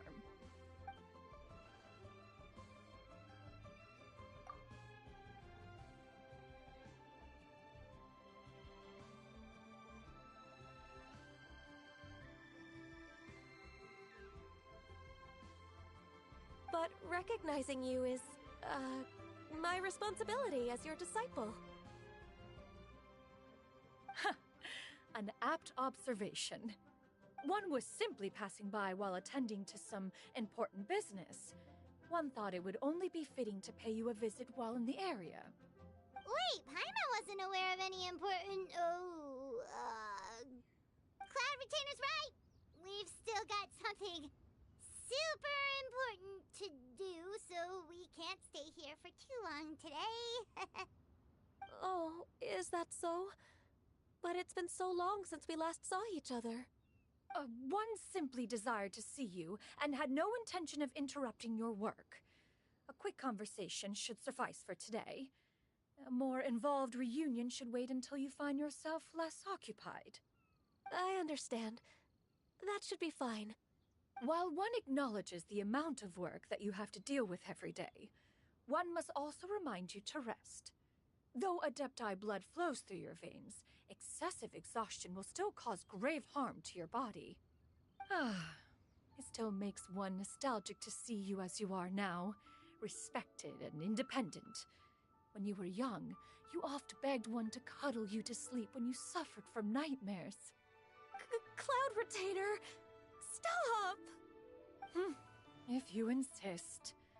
We are running short on time regardless, so one will refrain from going into each and every story. Why don't you continue your conversation? One shall simply stand by and listen. Wow, you've been to so many new places since the last time we spoke. If you ever need anything, please just come find me at Uehai Pavilion. Also, forgive me for my presumptuousness, Cloud Retainer, but if you plan to continue appearing in this form, don't you think it'd be helpful to adopt a human name? A human name? Huh. You raise a valid point. Considering the sheer extent of one's renown, Cloud Retainer is surely too recognizable as a name. You really think so? Not that you're not famous or anything, but that famous? You presume to know the extent of one's illustrious achievements. One would hardly think such a thing to be possible. Nevertheless, Ganyu's advice cannot be ignored. From this point on, when in public occasions, be sure to refer to one as Shenyun. Shenyun? I assume that's a reference to the full record of Pristine Pavilion. An Adeptus of years past would rise with the clouds and rest with the moon. They were enlightened and wise, free and unfettered. The writer referenced Master's name to describe her carefree and spontaneous nature. Oh, that sounds super cool! Paimon feels like only the most powerful of Adepti could rise with the clouds and rest with the moon. Actually, those lines were originally written to describe Cloud Retainer herself. Huh? Wait, so you're really that powerful? And what of it? Did you truly take one to be nothing more than a bird of bigger than average size? Not exactly.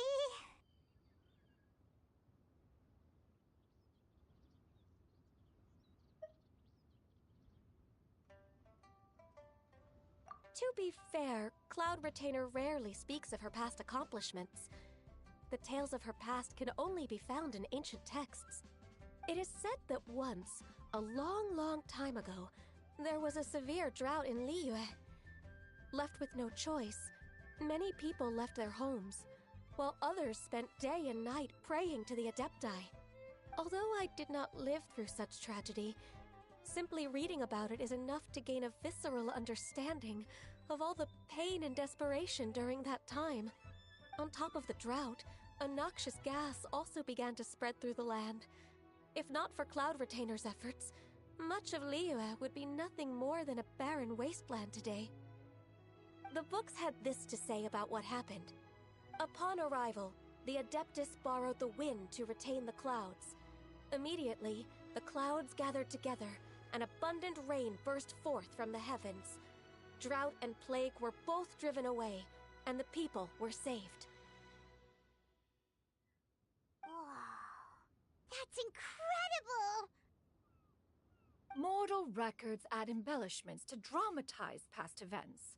One did merely with one ought, and even if one had not interceded, the other Adepti would surely have stepped in to help.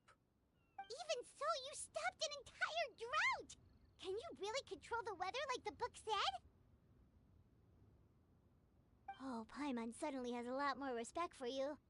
So it was Paimon's bad for calling you Illuminated Bird before. You're not too mad, are you? Ugh, how laughable. A name is but a simple label we carry with us on our journey through the world. Why would one be offended by such a trivial matter? That's a relief. In that case, Paimon will continue to call you whatever feels right in the moment. Well, that is quite enough ancient history for now. Ganyu, have you had word from Shenhe? One has heard that she procured a job recently. Have you any thoughts on her workplace? And what, pray tell, of her monthly remuneration? Moreover, does she find herself overly inundated with work? Is she allowed time off during Lantern Rite? That is a lot of questions. There is no cause for concern, Cloud Retainer. I introduced Shenhe to her employer personally. Wanmin Restaurant's business has been booming recently. So, with Chef Mao being swamped with customers, and Shangling still off and out in search of new recipes, I introduced Shenhe to staff the restaurant. I see. Most excellent indeed. One has had the pleasure of being introduced to that family.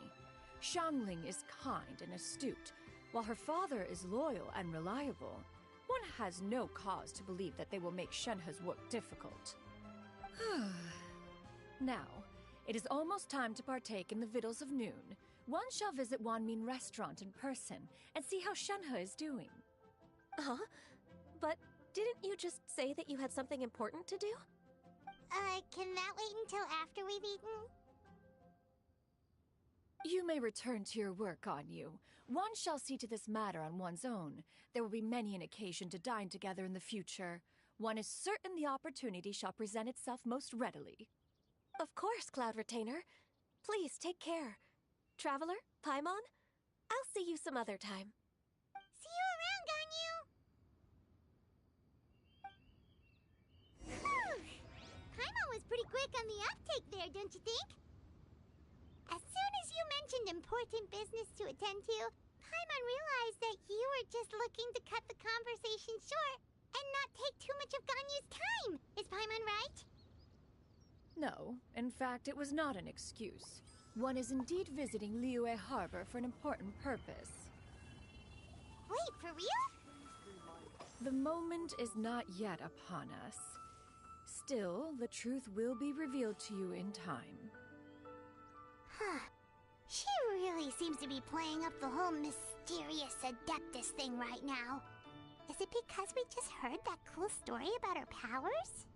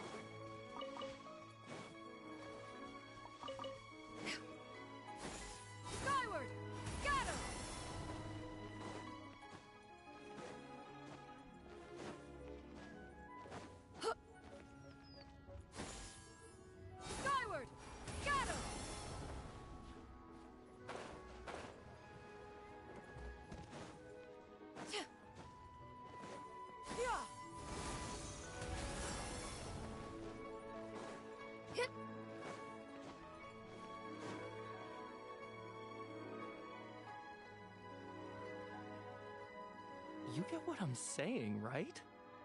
Yeah, how can I not? Not even fine food is enough to distract from the presence of a fine lady, eh?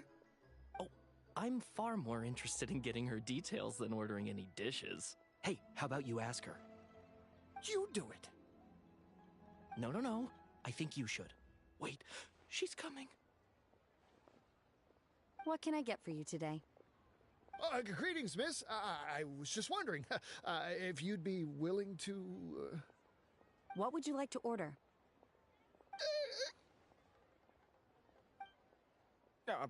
2 servings of Mora meat to go.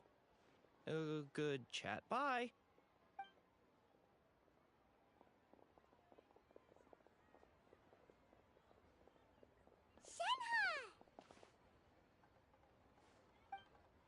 Welcome.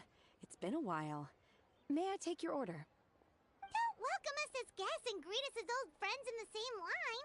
It's weird.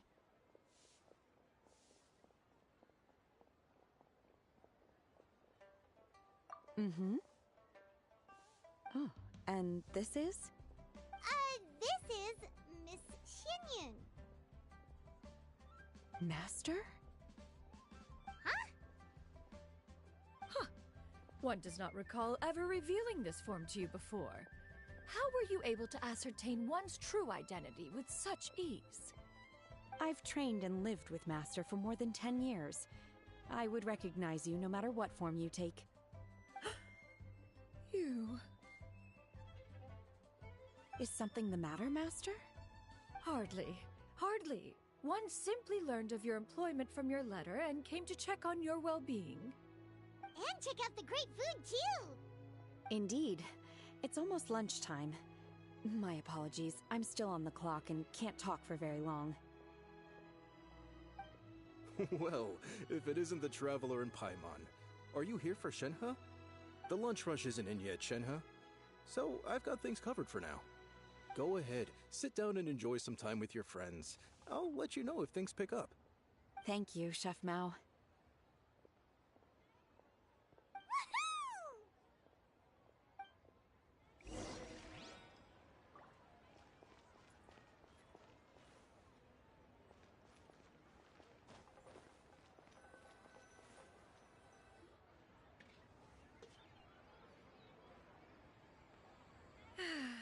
It is just as one expected.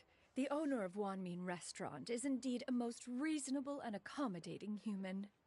Still, the work here entails dealing with quite a varied group of people. Has this been difficult for you, Shenhe? It's been manageable so far. I sometimes run into strange people, but I have figured out a way to deal with them. Seems like you've been making progress. So by dealing with them, you mean... First, I try to talk sense into them. If that doesn't work, I threaten them with violence. At this point, they usually decide they are in favor of a civil conversation. Oh, how should Paimon put this? Oh, a sensible plan. One is gladdened to see you integrate so well into human society. And you, Master? How have you been? Simply marvelous. Though Mount Outsong has scarcely enjoyed your presence recently, one has hardly found the pleasure of one's own company to be lacking. I see. Just as expected of Master.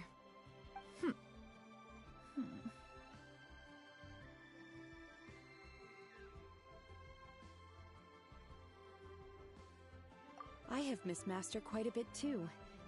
Even though work has been busy lately, I've already had a conversation with Chef Mao about taking some time off soon to visit Master. Oh, you did? Do make note of such matters in your letters in the future. There's hardly a need to keep one in suspense. Whoa, her mood shot up just like that. By the way, Master, since you are in Liyue Harbor, have you had the chance to visit Ganyu? Indeed. She is similarly preoccupied with her work. There was time only to exchange a few simple pleasantries. Ganyu told us the story of Cloud Retainer's name. It was amazing. We never knew how powerful she was before. I see.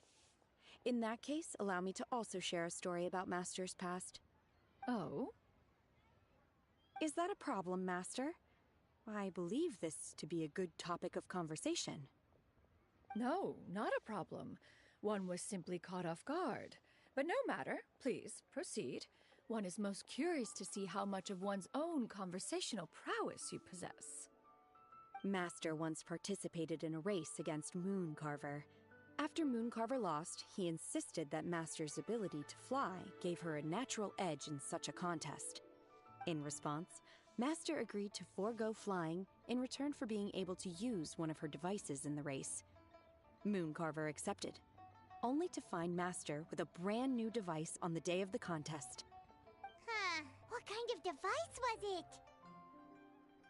It was a mechanical vehicle made out of iron. What was it called again?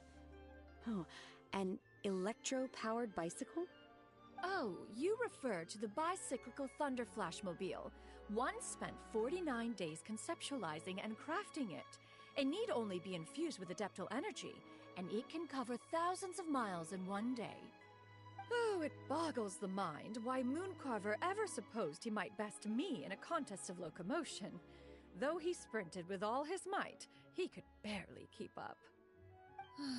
Alas, the one flaw of my mechanism lay in its weakness against mountainous terrain. One was thwarted mere seconds from victory, when it was thrown off course and failed to make it across the final stretch. Truly a most unfortunate turn of events. Anyway, do go on, Shenhe. Master, that was the end of that story.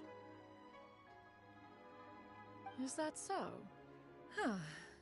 With you gone, one has seldom felt the desire to call upon those old fossils for another contest. What is a race without spectators, after all? Have you been lonely, Master? Lonely? Huh. At one's age, entire human generations come and go in the blink of an eye. Even one's own self-directed musings can span several days and nights.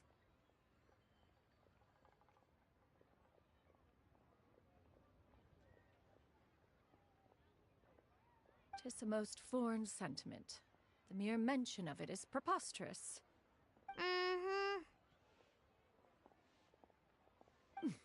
What is the reason for that look upon your face? It's nothing. It's just... Well, Paimon gained a lot of respect for you after listening to that story of you summoning the rain and everything. But all it took was a few words out of your mouth, and it's like you're back to being that illuminated bird again. I was just a little bit confused. Which one of the two is the real Cloud Retainer?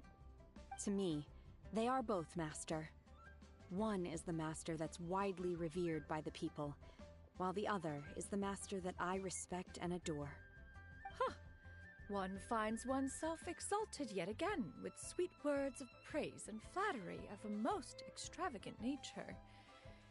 You chose to exalt one with your words, yet you refuse to grace Mount Outsong with your presence for any extended period of time. One would almost question the sincerity of your estimations. This is not to say that your words paint an inaccurate picture. One has always lived by a single ideal. Eschew all action and abide by no rule. One does as one pleases and speaks as one pleases. Others may critique or praise as they see fit, yet one places little weight in such judgments. She got like... what, 2 sentences of flattery from her disciple, and it's as if her ego is about to burst. Do you have any empty tables?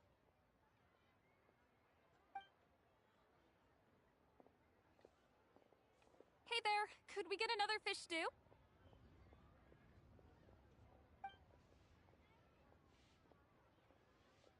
I'm hearing more guests come in. I should get back to work. Alright, good luck with the lunchtime rush, Shenhe. Mm-hmm. I'll try my best.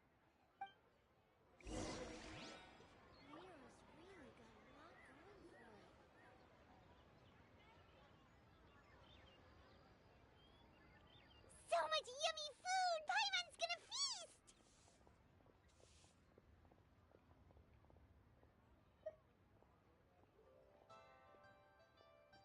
One is fond of all kinds of delicacies and delights in a multitude of flavors. The dishes here demonstrate no shortage of culinary skill. Their unique flavor profile has left one more than satisfied. In fact, one has been struck by quite the fit of inspiration.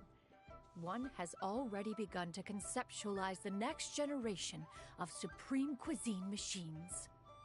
Everything's so tasty! A bit too hot at times, but still super tasty. I'm sorry, miss, but our tables are full. Shall we try somewhere else, Granny? But it smells so delightful. Can we really not eat here? My poor legs can't go on for much longer. Well, you could always check with some of the other guests and see if anyone's happy to share a table. Okay, I'll ask around.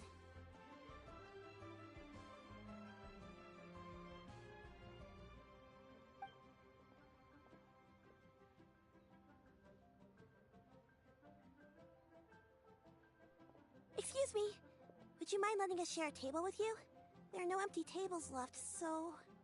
Ah, well, Paimon doesn't mind. What about you guys?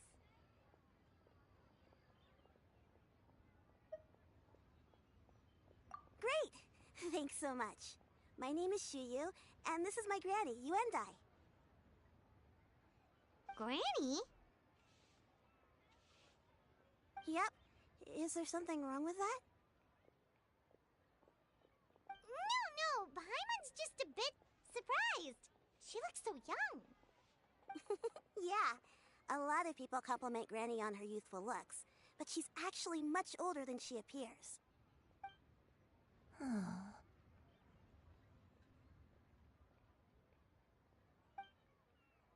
Granny, why don't you take a seat? Come on, it's not polite to stare. Huh. Have we met before? No. Tis a fated meeting, then. Please, take a seat. What would you like to eat, Granny? I can order for you. I want braised earthworms. They always pop up out of the ground after a rainstorm. No, not this again. Granny, there's no braised earthworms on the menu. Braised earthworms? Well, that sounds weird. Do people actually eat that? Right, that's what Paimon was thinking too. Need any help? Help? Oh, do you mean with Granny? Thanks, that's nice of you to offer. Granny has pretty bad dementia, so her memory's getting worse all the time. She's always saying things that sound kinda confusing. Actually, her memory's been bad ever since I was little.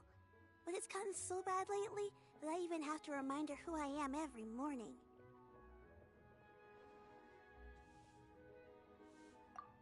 They died young. It's just me and Granny now. Oh, but it's okay. Don't feel bad. Granny loves me a lot, and I love her a lot too. Sure, it's hard at times, but you just gotta make the best of the life you've got. Wow, you're really tough for your age, kid. You're too kind. And me? Oh, what about me? You're tough too, Granny. Plus, you're really gentle, and you're always there for me. Yes, and it's hardly as if I forget everything. I still remember the important things. Wait, what was that really important thing again? Ah, I remember now. It was a dream. I had a dream where everything was dark. Someone was standing in front of me. She told me to come and find her, and that once I'd found her, I would be free. Huh? That sounds super important. But how come you've never told me about it before? It was just a dream, so I forgot about it. But I'm in a good mood now, and somehow I remembered it again. Ah, You know, I believe I've had this dream a great many times. But just how many times have I had it? Now that I do not remember. Wait, so you have a reoccurring dream where someone's talking to you? That sounds spooky. Oh, does that mean you're possessed?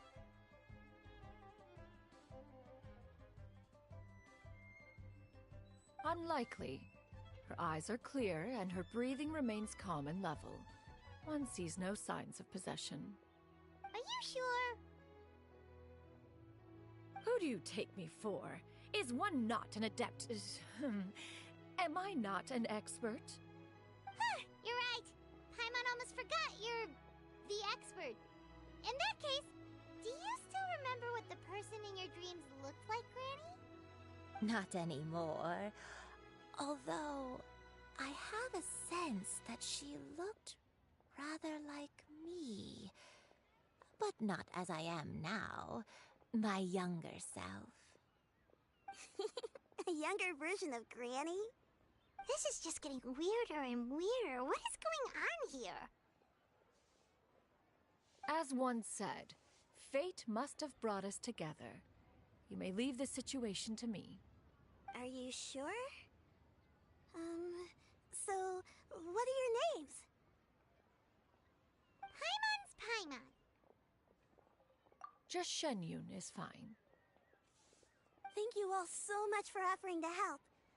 But first, I'm sorry for asking, but, how do you want us to pay you back? Oh, we don't need any payment for this.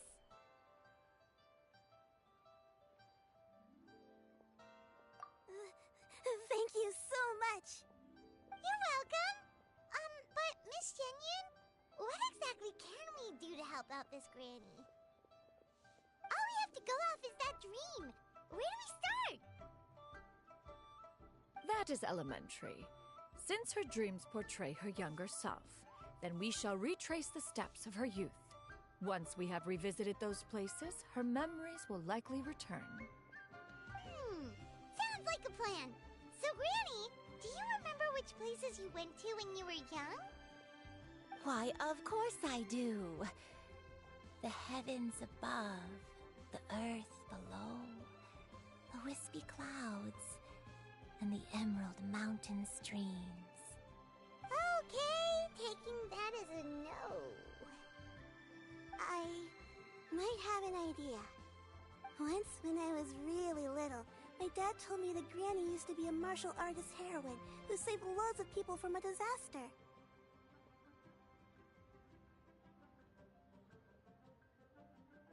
If it's true, then maybe they wrote about it in the history books or something. A martial arts heroine? Oh! Shinto knows tons about Liyue's chivalric traditions. If anyone knows about the heroes of the past, it's him! Let's go find him at the Feiyun Commerce Guild! Are you leaving already? But I'm still hungry. I'll go order some food, Granny. If there's nothing on the menu you especially want, I'll just get a few different things. It seems we must part ways for now. The Traveler and Paimon are bound for the Feiyun Commerce Guild, while Yuendai and Shuyu shall remain here and partake of their lunch. As for myself, I have matters to discuss with Streetward Rambler. Streetward Rambler? Oh, you mean Madame Ping! Precisely. Let us meet at Yujing Terrace once you are ready.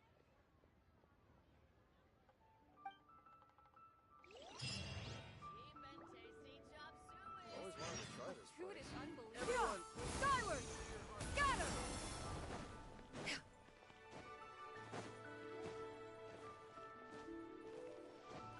Yeah!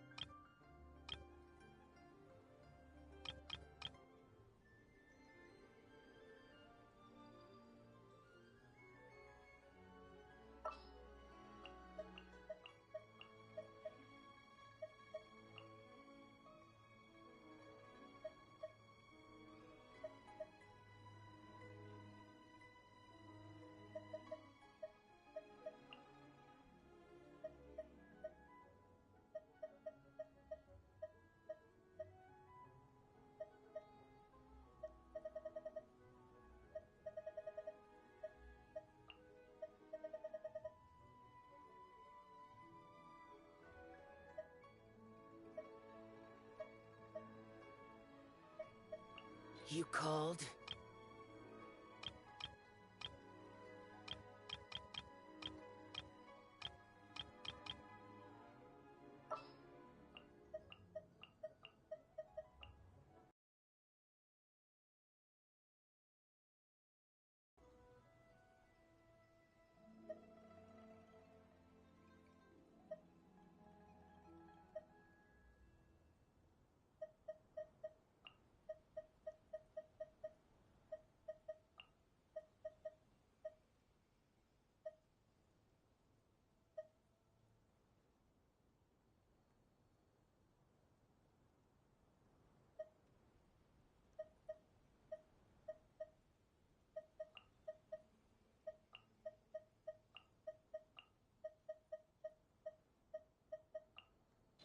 You want me on your team?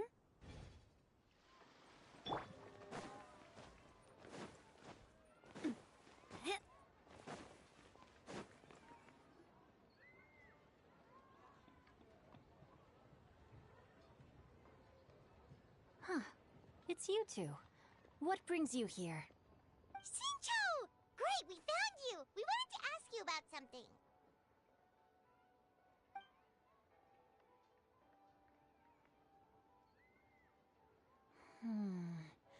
That's not a whole lot of information to go off of. I don't know if I can say for sure. I can't pinpoint her identity from your description alone, but considering her age, I am reminded of a nameless heroine who's been featured in various chivalric novels. Nameless heroine? That's right. The novels often speak of a great drought from 50 years ago. As the people suffered, a nameless heroine appeared and began to clear away evil spirits in bandit camps. The people idolized her, but never learned her name. All they knew was that she always acted alone. Later, though, she supposedly fell in love with a similarly noble-minded exorcist from Mount Tianheng. They were well matched in more ways than one, often fighting together as a fearsome duo of otherworldly strength. After the drought ended, the heroine and the exorcist left the public eye and began living a reclusive life in the mountains. All that remained were tales of her incredible accomplishments. The way this nameless heroine faded from fame into obscurity later in life is not too dissimilar from Miss Yuendai. I hope that's somewhat helpful. Thanks a lot, Shincho.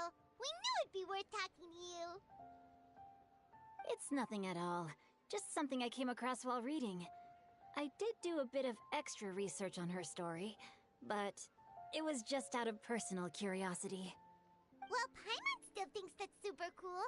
Oh, wait, Shincho, if you've read up on her, do you know of any places often associated with her? Let me think. In the novels, the nameless heroine always appeared near one of 3 places.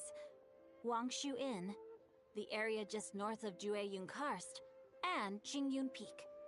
Perhaps the real-life heroine who inspired the character was also often seen near those 3 places.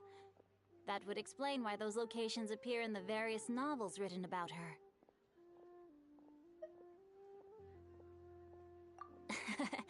You're welcome. To be honest, I found some parts of the story confusing when I first came across it. If Miss Yuendai was indeed the original inspiration for the character, she may just be able to help me put the pieces together. It's rare for a chivalric hero to fade into obscurity during their lifetime, even after retiring from the public eye. But no one ever saw or heard from the nameless heroine again. There were even rumors that she became extremely ill. I've never understood why someone would go to such lengths to erase themselves from public memory. It's almost as if she was trying to hide from something. There's probably far more to the story than what's been written. We'll be sure to tell you if we manage to uncover the truth. That's a deal. Perhaps, behind the truth of it all, there lies a story more fantastical than any work of fiction. Paimon feels like we just learned so much from Shincho. A drought, a nameless heroine, a life of seclusion. Wait, why does the story sound super familiar? Oh, right! There's a drought in this story, too! Shincho, are droughts super common in Liyue or something? Well, they used to be. But people have long since developed methods to prevent them, like by cultivating the soil or digging canals. So while droughts do happen from time to time, they are rarely regarded as true disasters. The drought 50 years ago is probably one of the worst we've had in the last several centuries. The crops withered, the streams ran dry, and the monsters in the mountains became rabid and agitated. Countless caravans were attacked, and people who lost their homes came together to form bandit groups. What started as a natural disaster soon became a human tragedy as well. That sounds awful. Yeah, and that's exactly why the nameless heroine was so beloved. She must have been someone of true integrity, to do so much for the people while asking nothing in return. Still, as terrible as that drought was, it was nothing compared to the truly calamitous disasters that befell this land in ancient times. They say that back in those days, disasters were both more severe and more common. Only the strongest of Adepti could hope to dispel the ruin and devastation. Do you have any other questions? We're good for now. We're just going to head back and meet up with Miss Xianyan and the others again. Paimon hopes that Granny Yuendai will be able to remember more of her past. She used to be a great hero who saved many people. So sad that she can't recall any of it. Anyway, we'll be off now. See you some other time, Xingqiu. Thank you so much for your help. It's no problem at all. Safe travels.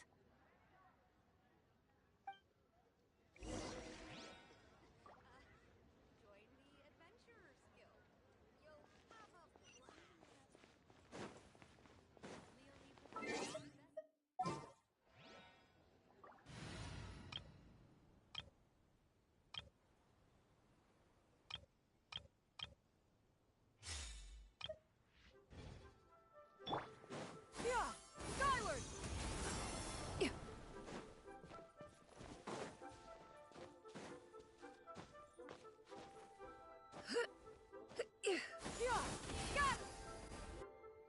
I have recorded the tune that you requested.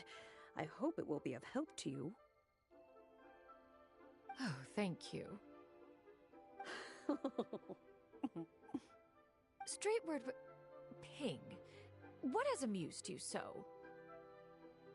Oh, it's no serious matter. I was just reminiscing about the last time I saw you in this form. Time has wrought such change in this world, and yet you appear just the same as ever.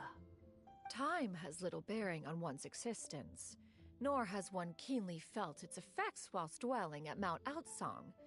Nevertheless, Ping, one would like to seek your counsel on a personal matter.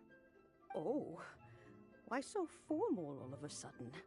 I must say, you're making me a little nervous. What is it? Well, the inquiry is as such. Approximately how much mora would one need to afford a comfortable life in the harbor, not unlike the one that you yourself lead? It does not require as much as you may think. Still, do you mean that... Cloud Retainer, Madam Ping! What are you two talking about? Nothing save for some trivial matters. Have you unearthed any useful details?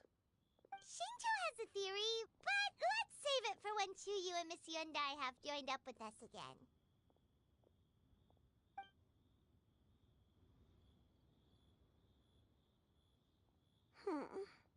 Do not be troubled, young lady. Here, have some tea. Thank you so much. What do you think, Chuyu? Does it match up with what you know of your granny? According to the story, the nameless heroine eventually fell in love with an exorcist from Mount Tianheng. Maybe that's my grandpa. I don't have many memories of him, but there was this one time I found a box in our attic full of a bunch of weird sigils.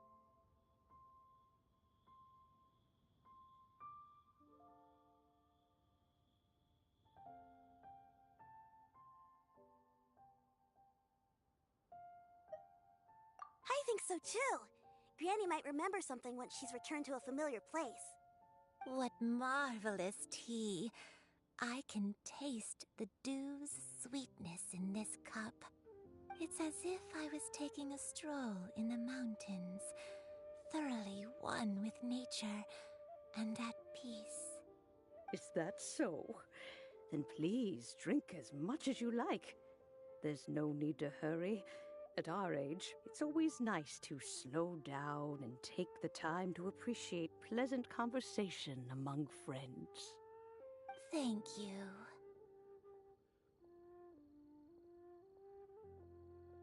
Okay, since we have the time, can I ask you something? Sure thing. What would you like to know? I have a secret I want to tell you. Let's go talk over there.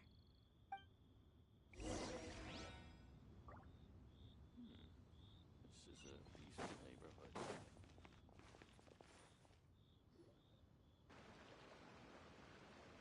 What's wrong, Shiryu? Well, I've been kind of meaning to ask ever since we started talking in the restaurant, but are you guys all adepti in disguise? Oh!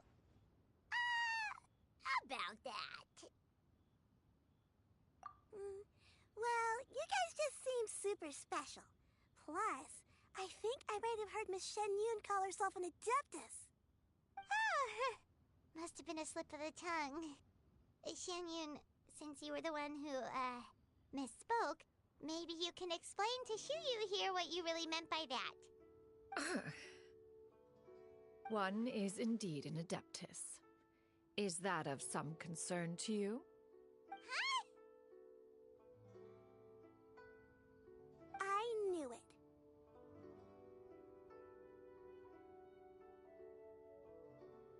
Well, one time when I was a little kid, I saw a pure white illuminated crane. I had this super high fever, and Granny wasn't around. I was feeling all icky and gross. But then this snowy white crane flew down from the sky. She put me on her back and flew me to her cool Adeptus house and fed me some sort of magic potion.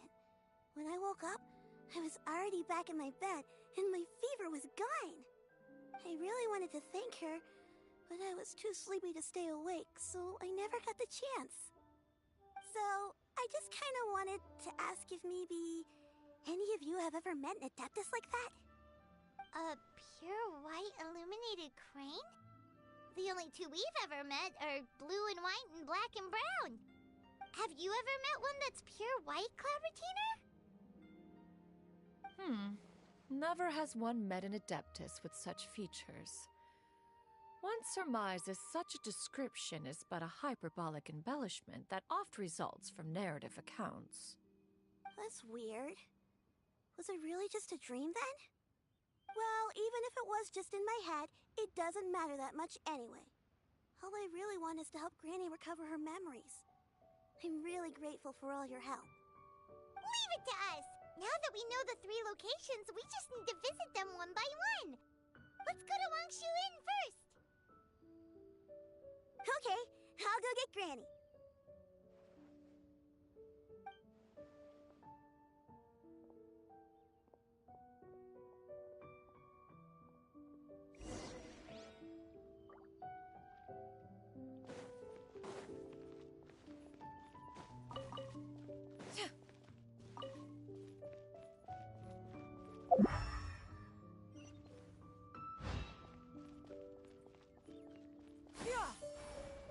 Skyward! Scatter!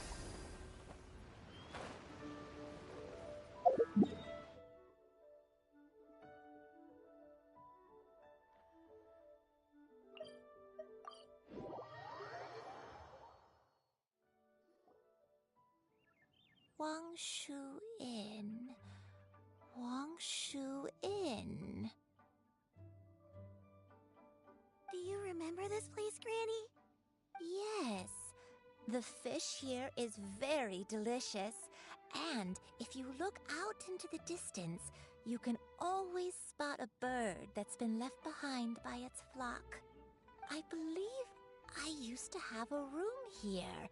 It had a window. Yes, I spent a lot of time looking out that window. Which room was it again? Let me look. I'll come with.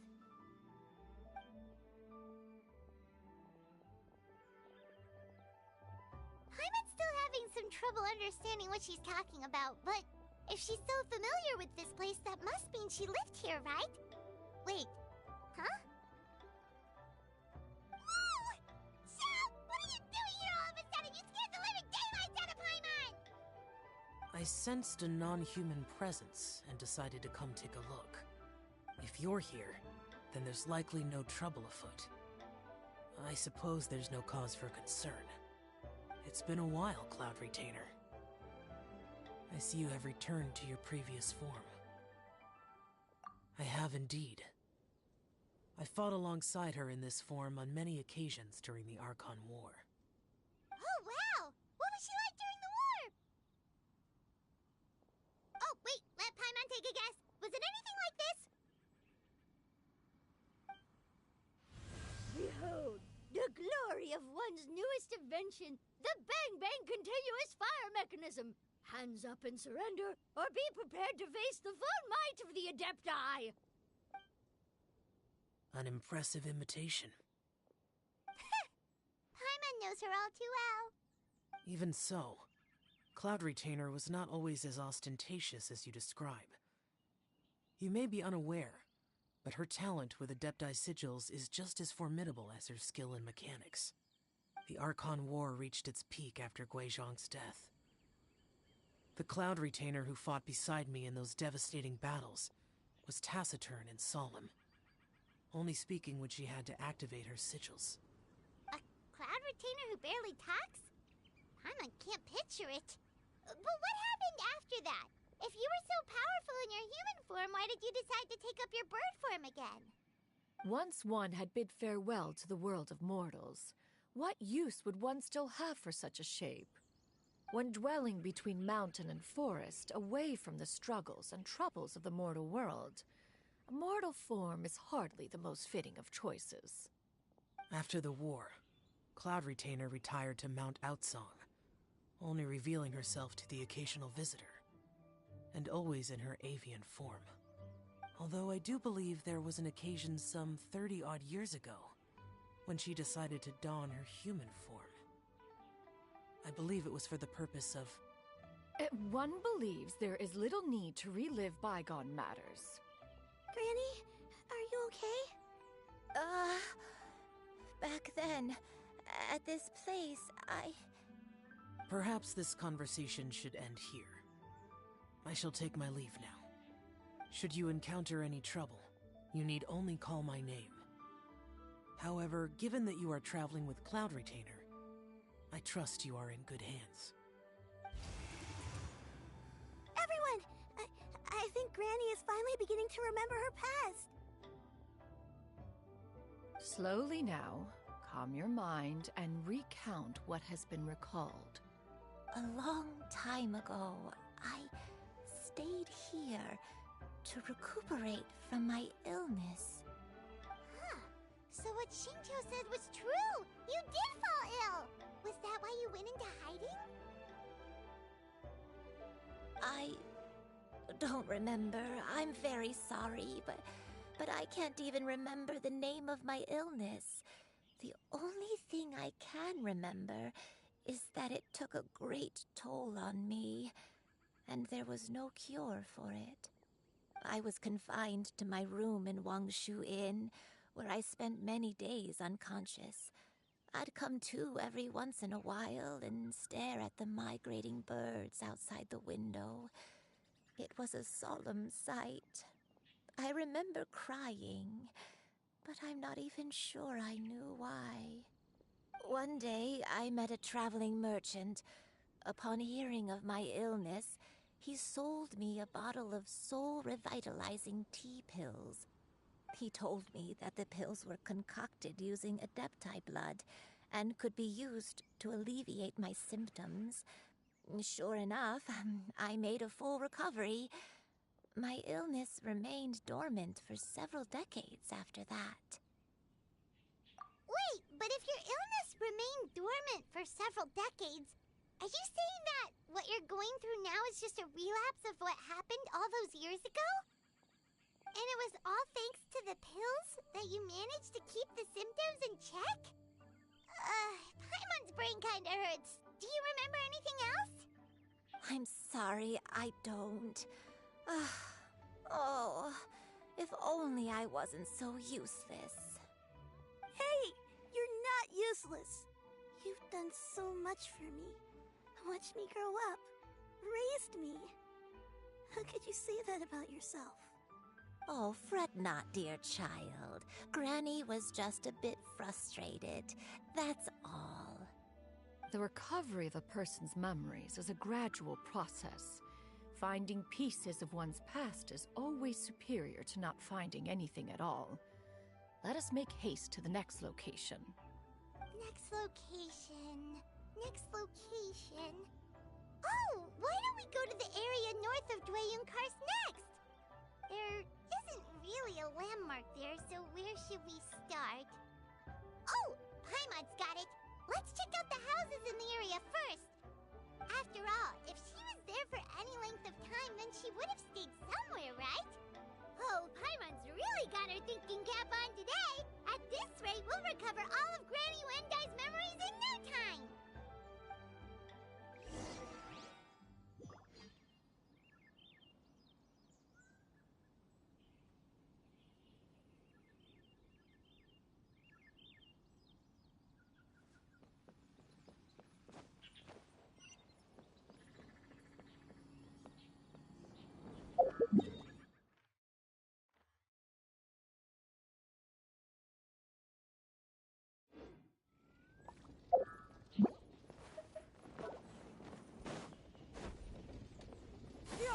Scatter!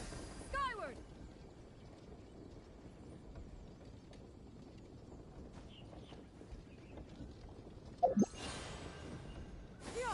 Scatter! Skyward!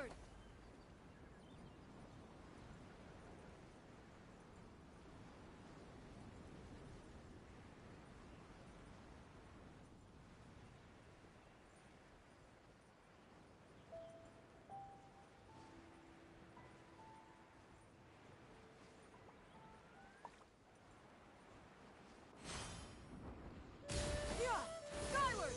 Scatter!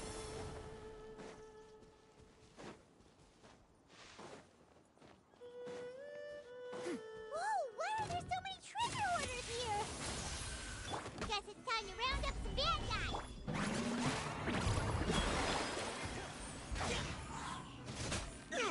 Worthless!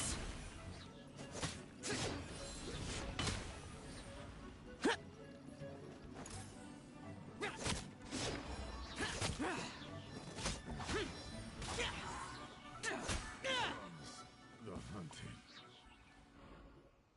Do you remember anything about this place, Granny Wendai? Let me think.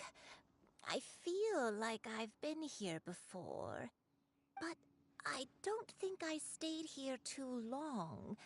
I might have just rested here briefly before continuing on my way.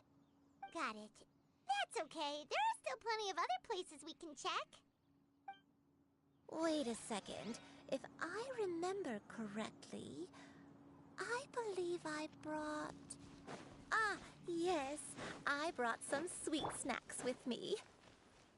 Go on, take some. You need to eat a lot if you want to grow big and strong. Oh, thank you. Then Paimon will help herself.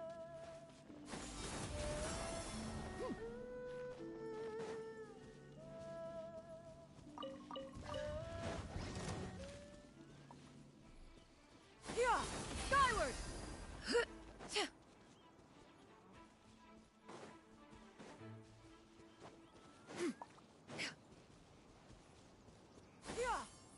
Skyward! Scatter! Hit!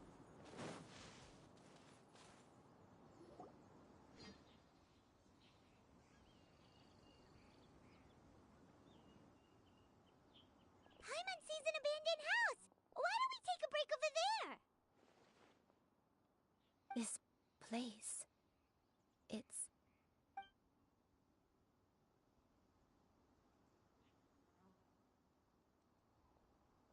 Did you remember something, Granny?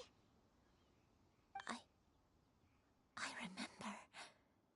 Shuyu, this is where your father was born.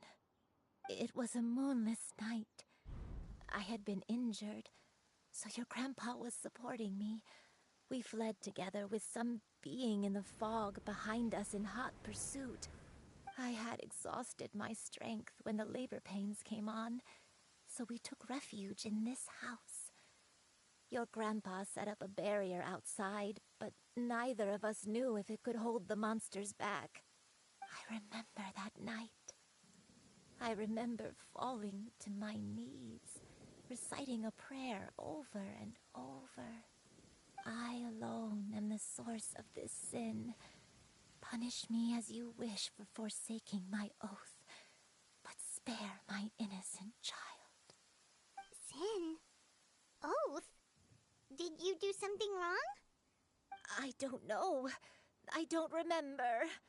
I only remember praying in the darkness with all my strength until the sun finally rose again and the fog cleared out. Eventually, the house was filled with the sound of my baby's first cries. That baby was your father. I remember I clutched him tight to my chest and wept tears of joy. It was the first time I'd ever felt such happiness in my life.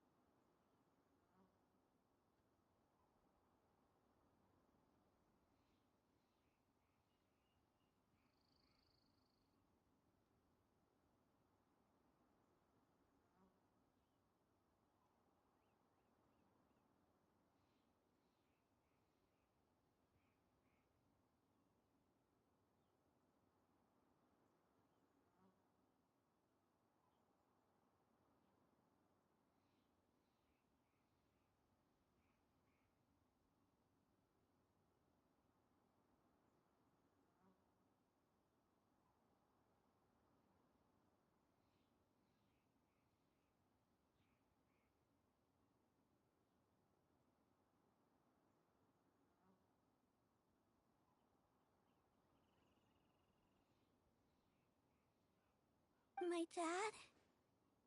He was my pride and joy, and so are you, Shuyu. You're so much like him, and I love you both so much. But you're always going to be different from me. Why? Just what did I do? I don't care what you might have done, Granny. You'll always be the person I love more than anything. You're too sweet, Shuyu. I'm lucky to have you with me. If not for you, I would not have had the courage to come here, to try to remember what I had forgotten. All right, let's not stand around any longer. There's one place left, yes? Let's go take a look. If one recalls correctly, the next place should be Qingyun Peak. Yuandai, how fares your health? I may be a bit slow, but I'll do my best to keep up. I'm sorry to keep everyone waiting. Climb on. I shall carry you to the top. Oh, such lightness of weight. All those who grow old grow frail in the end, do they not? First, you lose your memory, then your health. Eventually, you end up losing everything. My only wish is to depart this world with a lucid mind, to free myself of this torment and the burden it places upon others. Fret not. You have my aid in this endeavor. Skyward! Scatter!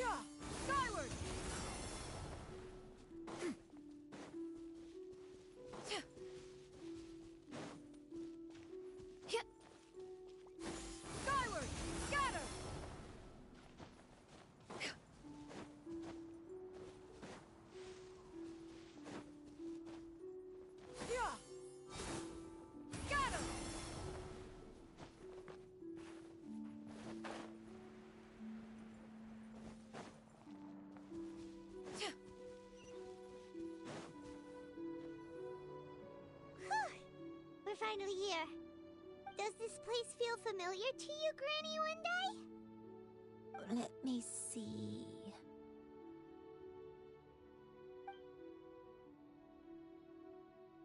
How strange. Have I lived here before?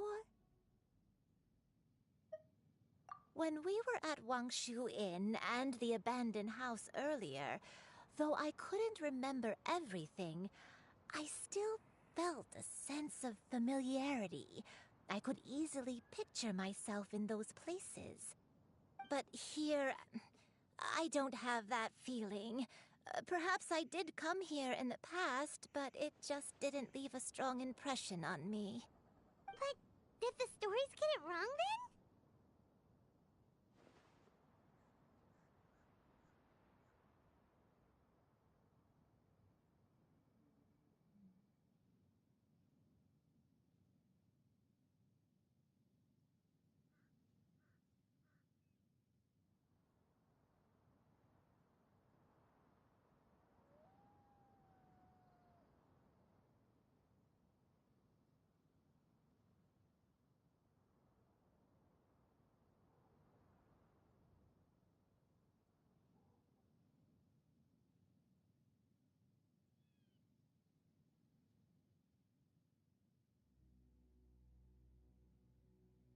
Yeah, that's true.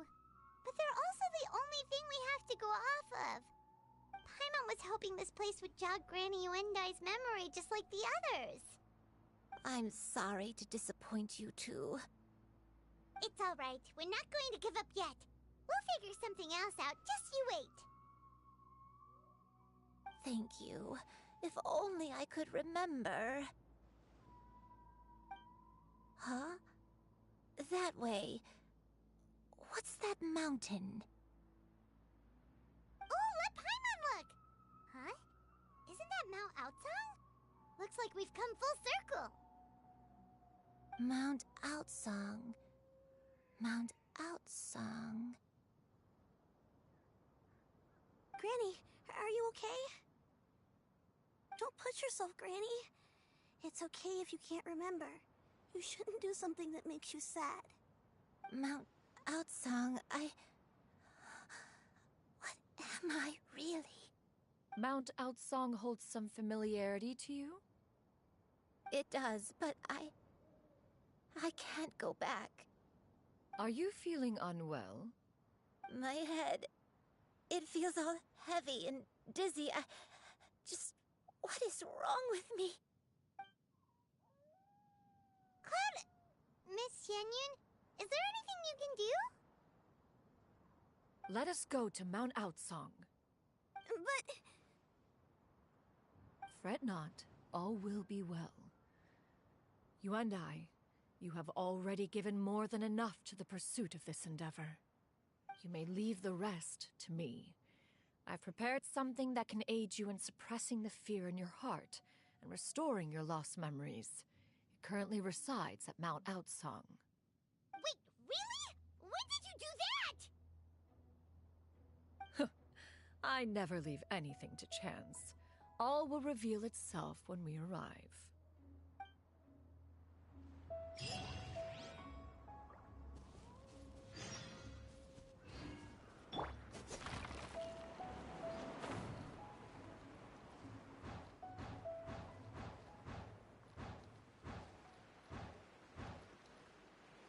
Useless.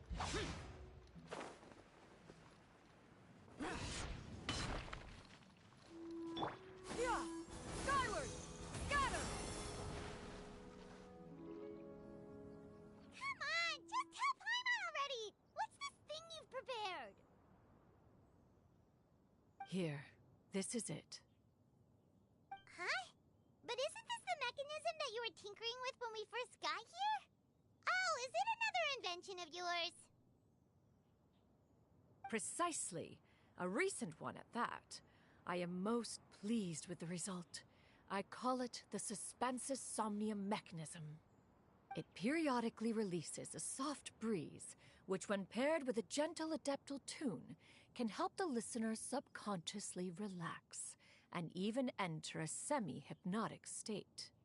Soothing agitation and anxiety, relieving exhaustion and insomnia, its potential uses are numerous indeed. And of course, it can also aid in the recovery of lost memories. Whoa, what a cool gadget! But if you had it all along, why did you keep it to yourself until just now? We could have come to Mount Outsong right off the bat and saved Paimon a lot of floating! How preposterous. Had Yuendai not recalled much of her past through her own efforts, the device would have nothing to draw upon. We Adepti can only help those who first resolve to help themselves. Had she lacked such determination and strength of character, one would have little to offer in way of assistance. Paimon thinks she gets it now. Hey, what's that other thing? As previously mentioned, a gentle adeptal tune is required to take full advantage of the mechanism. One secured such a tune from Streetward Rambler.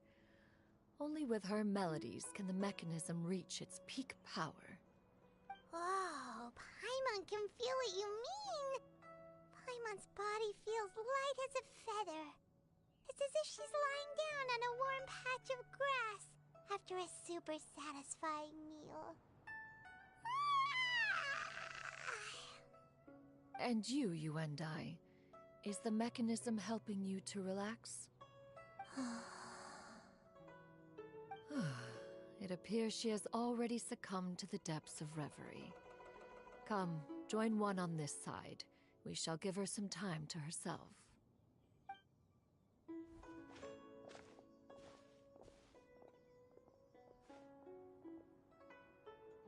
The drought is over. But why do you look like you want to cry? The potion. It's nearly run its course. I've never regretted meeting you. Not even for a second. Please. Please, no.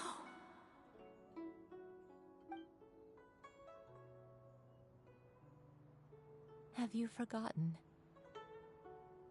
This is the world you left behind. One of gentle breeze and morning dew, perfectly straddled betwixt the realms of heaven and earth. This is your home.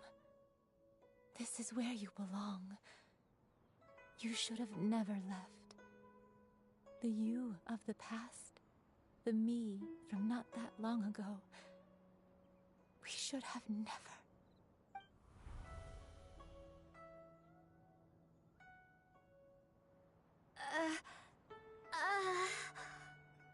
So that is the truth. No wonder this place is so familiar. Granny!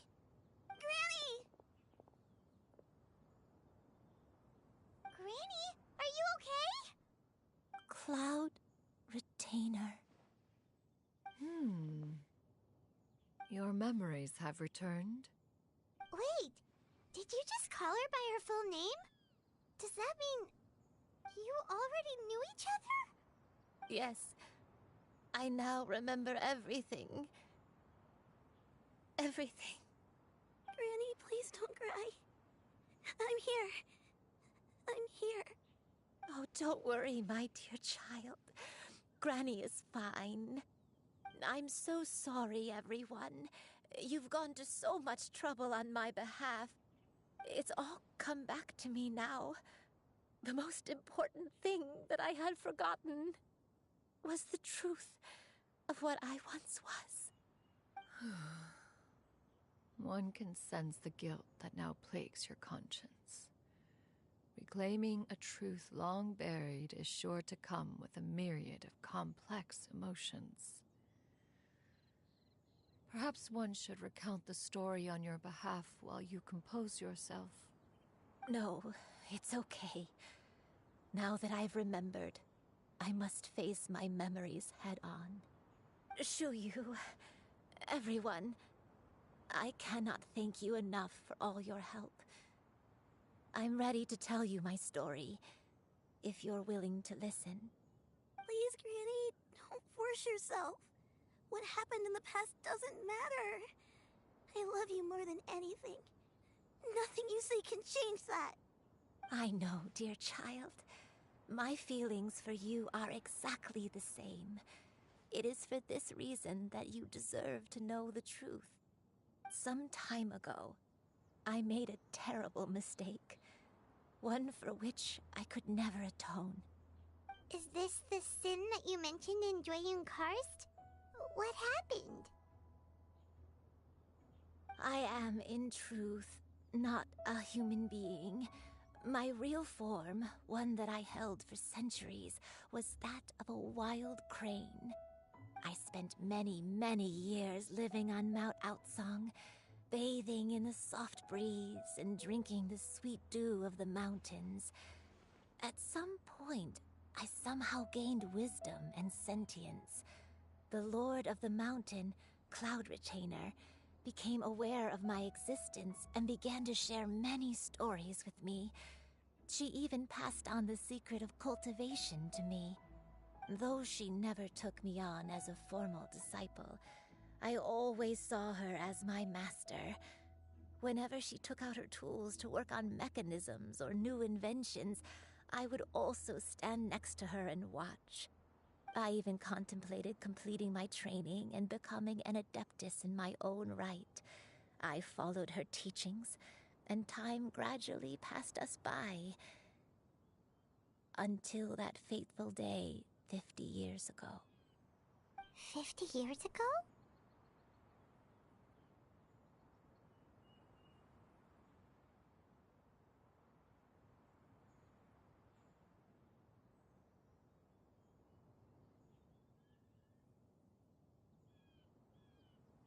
That's right. Master regaled me with many stories of her past deeds. From them, I learned how she had saved people from a similar crisis in the past. She was the one I looked up to the most. More than anything, I dreamt of becoming an adeptus like her. I wanted to travel the land like she had, relieving suffering wherever I went. But I was still far from being a real adeptus. I possessed no ability to take on human form and fit in with the crowd. Once she learned of my desires, Master prepared a special dose of human mimicry potion for me. She warned me that the potion's effects would only last 10 years, and if I were to fail to return to my original form at the end of that time, I would forever forget my past as a crane and become something neither human, beast, nor adeptus. Oh no. So that was the source of your dementia all along.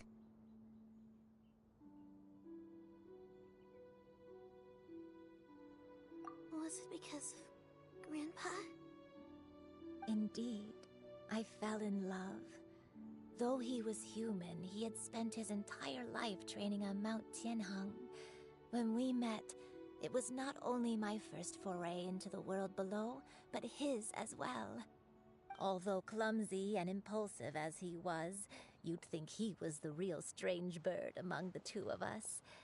But still, just like me, he cared deeply about the world and wanted, more than anything, to cleanse it of all pain and suffering. I could not help but fall for him. But my time continued to tick away. Those 10 years passed by in a flash. Yet I did not want to leave his side, so I... Oh no, what happened next? I committed an offense. I wanted to stay with him, even if it meant living a life full of pain and suffering, even if it meant that I would eventually turn into a monstrosity. I knew I had betrayed Master's hopes, but I was too ashamed to face her. So I wrote her a long letter instead and asked someone to leave it outside her abode. I was convinced that she would not support my decision, and I lacked the courage to speak to her face to face. In my shame, I fled and tried to hide from the world, such that no one would be able to find me again.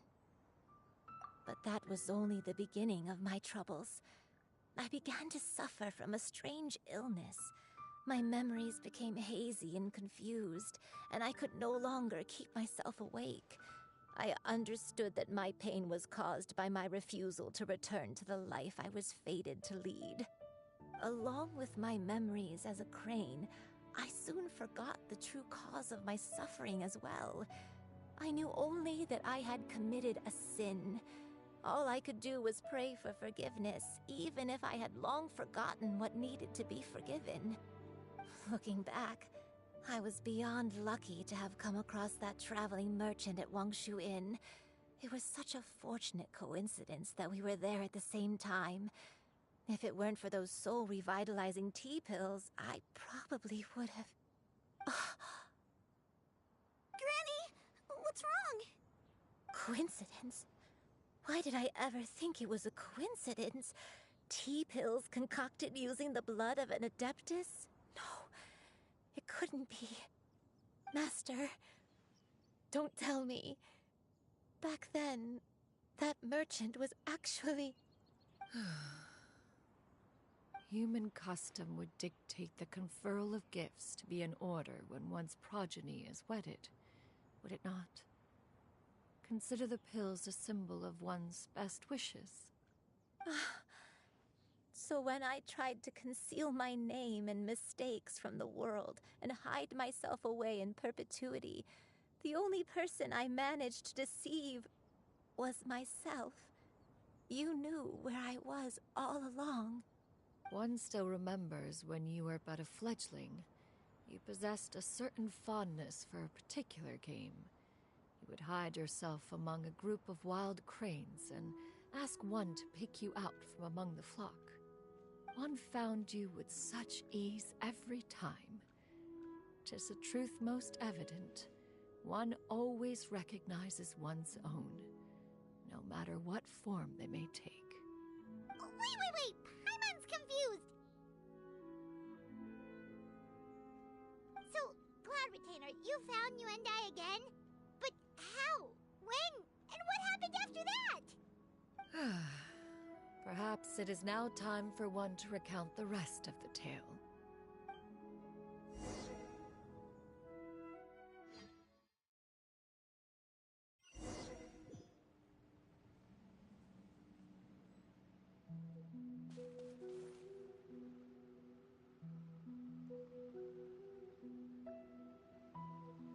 One was furious upon receiving your letter. Seized with anger, one set out to bring you to your senses.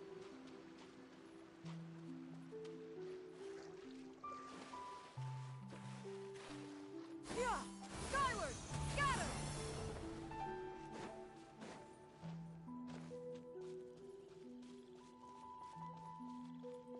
Yeah! Skyward! Scatter!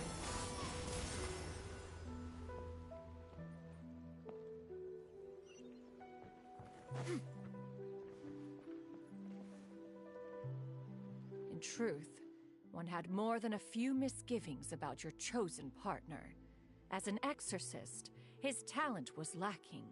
One could hardly say his skill with sigils was any better. But soon, one came to appreciate the devotion he bestowed upon you during your illness. He never uttered a complaint and rarely left your side. Unwilling to begrudge someone of such character, one decided to overlook his aforementioned deficiencies, glaring though they may have been. Wishing to grant you a life without regrets, one gathered many divine ingredients and used one's own blood to create a form of medicine. Though imperfect, it managed to suppress the more dire effects of your illness. As for how to deliver the medicine, after much contemplation, one eventually decided to perform the deed oneself. One took great care to alter one's features and select the appropriate attire. Only after meticulous scrutiny did one finally set out for Wangshu Inn. As one expected, you were most ignorant of one's true identity. You showed not even the slightest inkling of recognition. One was quite torn. Should one have celebrated the success of one's disguise, or mourn the loss of your acquaintance.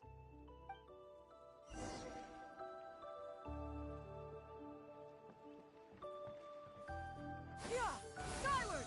Got him!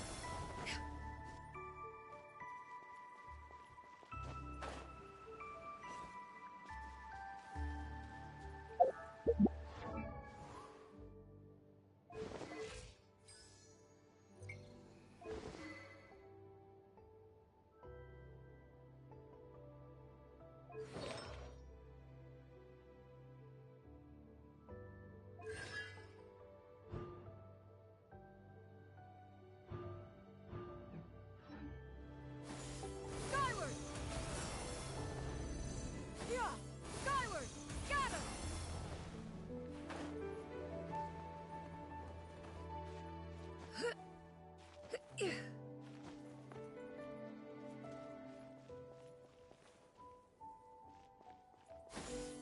Nevertheless, one would speak to you about another matter, if you are amenable, even considering your loss of memory.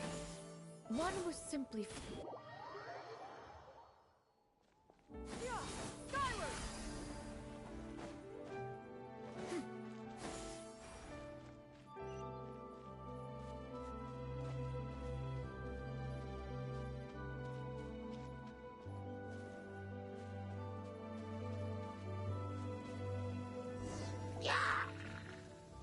Yeah! Got him!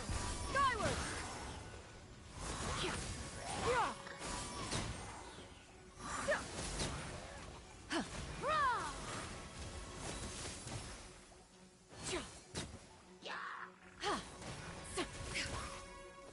Yeah! Skyward! Got him!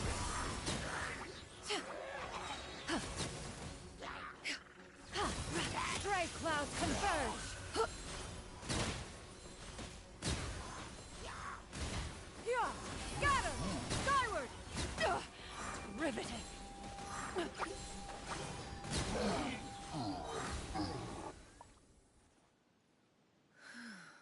Those monsters would hardly have pursued you with such ferocity without sufficient incentive. They were likely incited by the presence of godly remains. Said godly remains, in turn, were likely drawn to the trace of one scent on your body. One was, after all, an active participant in the Archon War. Some of the gods were likely shattered by contraptions of one's very making. In the end, one was relieved to see you endure through the night. At the break of dawn, one heard an infant's cry pierce through the air, and one saw you carefully cradle the child to your chest. Although certain mortal matters remain foreign to me, one could not help but be moved by your joy.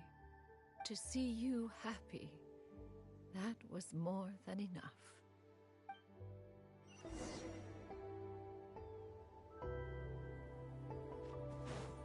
Yeah! Yeah! Skyward!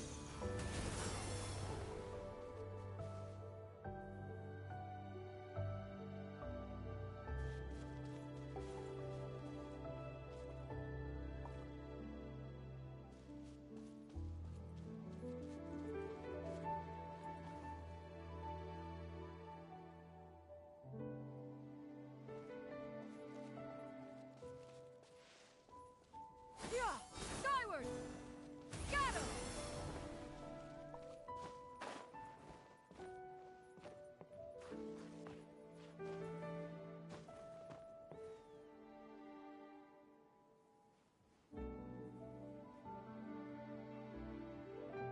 Yeah! Skyward! Got him! Yeah! Yeah! Skyward!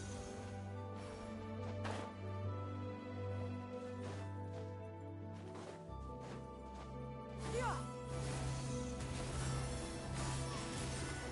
Now you should have a complete understanding of the events. Wait! But if that's true, then the crane who took care of me when I was sick must also be... Ah, one had almost neglected to recount the absurdities of that tale.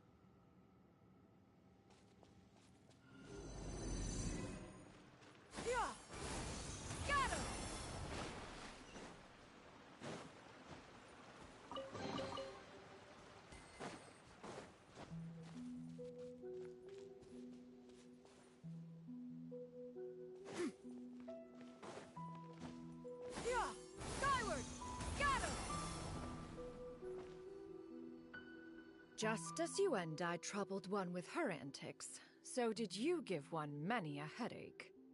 Upon finding you burning with fever, one made plans to bring you back to one's abode for treatment. However, upon seeing one's form, you began to cry, refusing to get on one's back. When one asked you why, apparently you believed that one could not possibly be a true Adeptus, because all illuminated cranes are white from tip to toe. One had no choice but to apply powder to one's body to conceal the variegated nature of one's appearance. You became more than amenable enough when one stood before you devoid of any other coloring. It bears mentioning, however, that as a crane, Yuandai was nearly entirely pure white in color. Though you had never encountered her in that form, you still recognized the essence of her being. Perhaps fate brought you two together in more ways than one.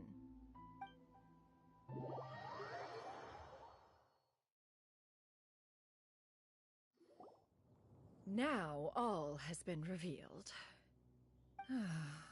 One owes you an apology, Yuandai. One recognized you upon your very entrance into Wanmin Restaurant. One has always viewed you as a disciple of equal standing with Ganyu and Shenhe.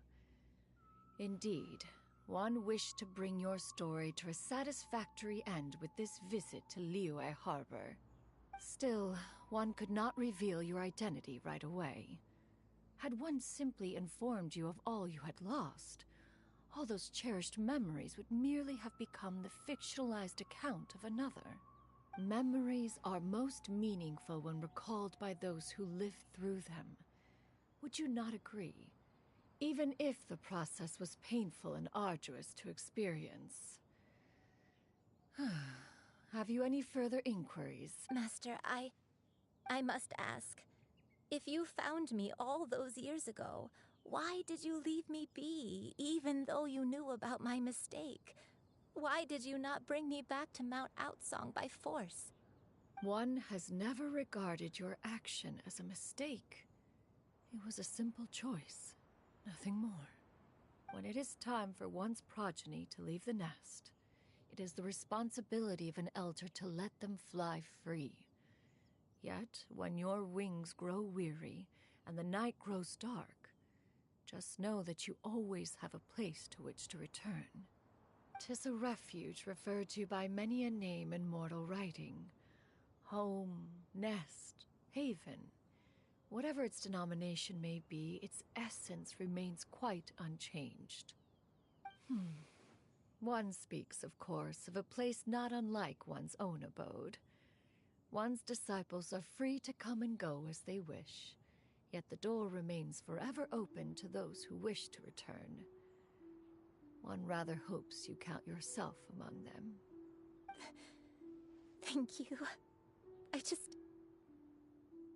Thank you so much. You and I.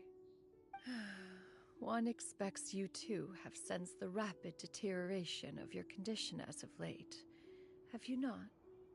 40 years ago, you chose a path without a future. Though one used one's own blood to provide you with a few decades of extra time, it merely delayed the inevitable. One may have extended the path, yet one was unable to alter its final destination. Even the power of an Adeptus has its limits. Had your condition continued to deteriorate, you would have forgotten your life as a human entirely. In the end, you would have turned into a creature lacking in the ability to even comprehend its own monstrousness. Fortunately, you were able to avoid that scenario by reclaiming your memories. Though one sped the process along by providing some guidance, the result is entirely a reflection of your own effort. So, what's gonna happen to Granny? One will help her reclaim her original form as a wild crane. If it be fated, she may recover her sentience one day.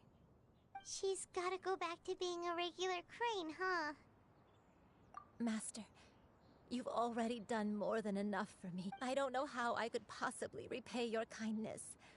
This is a better result than I could have ever hoped for. How much time do I have left? Not long. The transformation is imminent. Granny, please don't leave, okay? You're all I have left.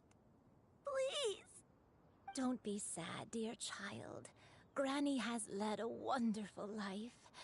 My only regret is having to leave you behind. Don't forget to eat well, okay?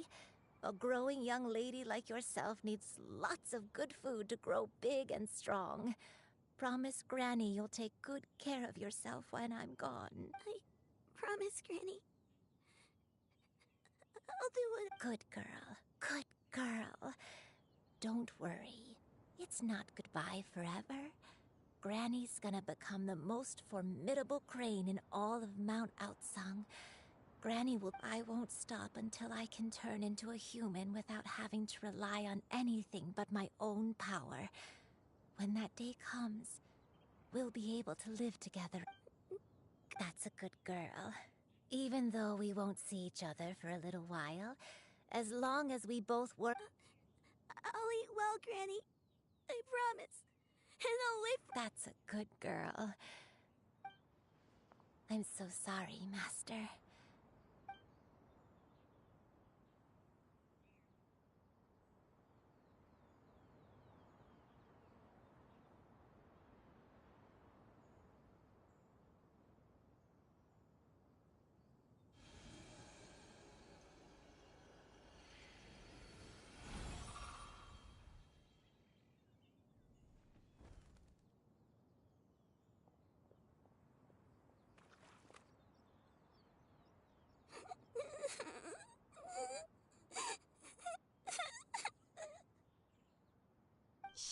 You. Let her be. At her age, crying is a natural, if not fitting, response to such an event. Tears are a necessary part of maturation. Sometimes there is scarcely a better vehicle to wash away the toll of stress and Now that the issue has been resolved, you should also take a moment to relax. Give yourself some time to rest. Take a nap if you must. One will wake you in due time.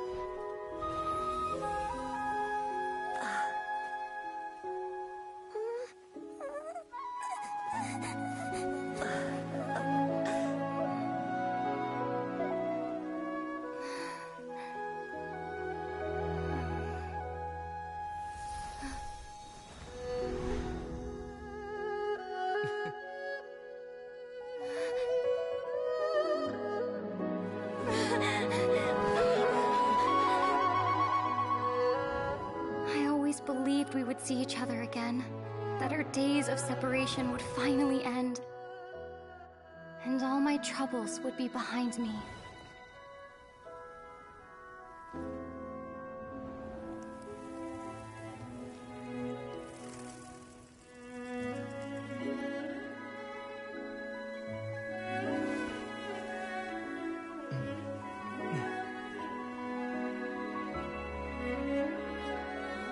If only things could stay this way forever.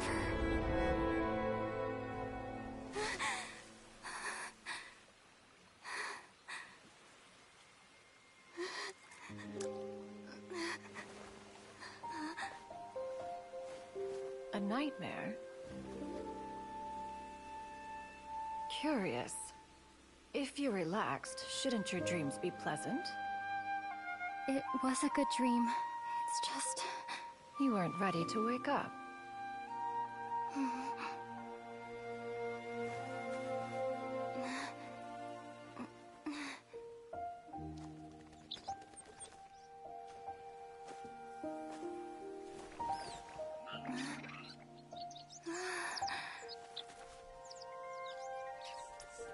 Eloquent as one may be, words of comfort are not one's strong suit. You are doing all you can. One can see your strength of will, your fearlessness in the face of danger. And so, whatever your dream may be, one believes that you shall achieve it. Of course, whenever the perils you face overwhelm you, or you become weary, one is always here for you. After all, as an elder, it is only right to look out for the young ones.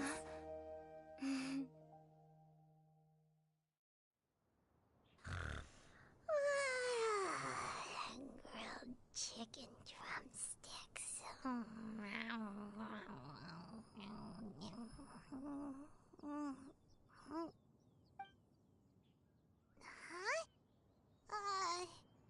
Was Paimon sleeping just now? Oh,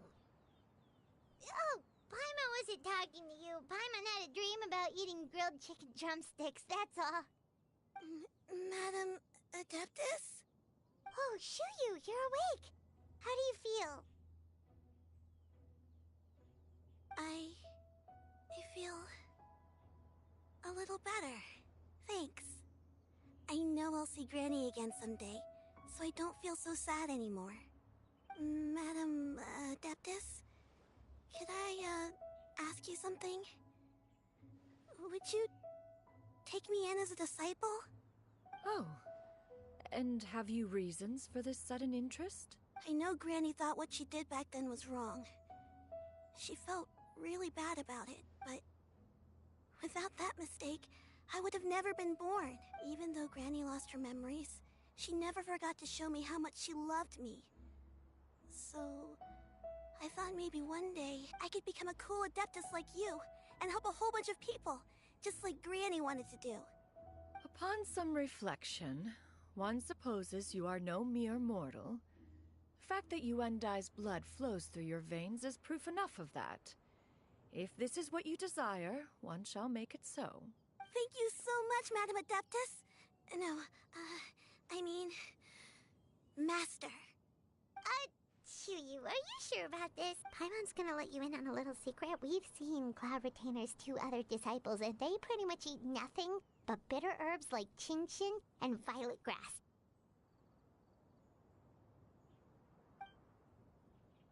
If you join them, you'll never enjoy One-Min Restaurant's delicious cooking ever again.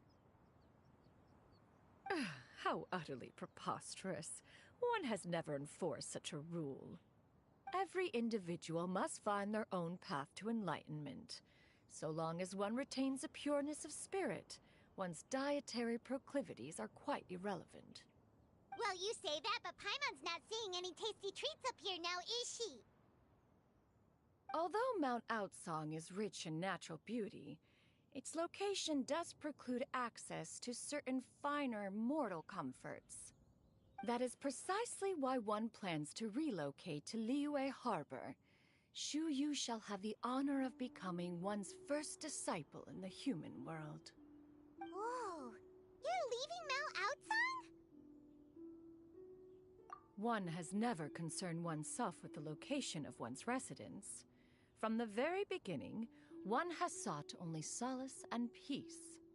Yet in the end, all of one's disciples ended up in Liyue Harbor. Ganyu, Shenhe, Yuendai, they all chose a life among the mortal world. One has reflected on this fact for many years now. One can only assume that it is due to some failing on one's part as an elder or master.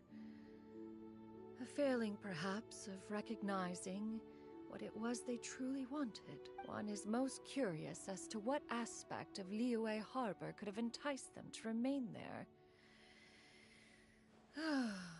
One could hardly offer an opinion on the matter, but perhaps some time in the harbor will prove instructive. Why are you all so silent?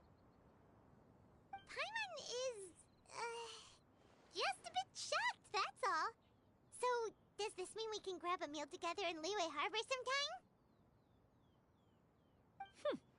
One has precious little time to squander.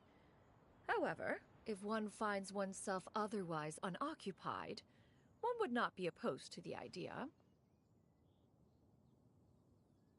One will be assuming the identity of a human while residing in Liyue Harbor. You should take care to avoid disclosing one's true identity. Don't worry, we'll help you keep it a secret. So, when can we expect to start seeing you in the city? Perhaps in 2 days' time.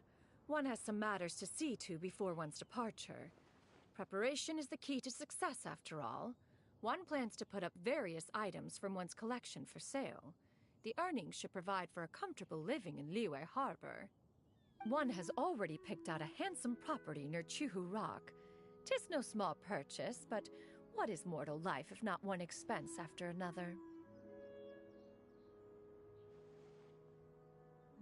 Seems like you've really thought of everything. Then how about we meet up in Liyue Harbor in 2 days? A sensible plan. See you then. Oh, also, why don't you take this suspensus somnium mechanism as a souvenir? Anytime you should feel ill at ease in the future, you may try quieting your mind and sitting in meditation as you listen to its melodies. It might help you find a new perspective. Awesome! Thanks, Cloud Retainer! Hey, didn't we promise Shincho that we'd tell him what we found out? Should we make a trip to the Feiyun Commerce Guild? It's totally up to you.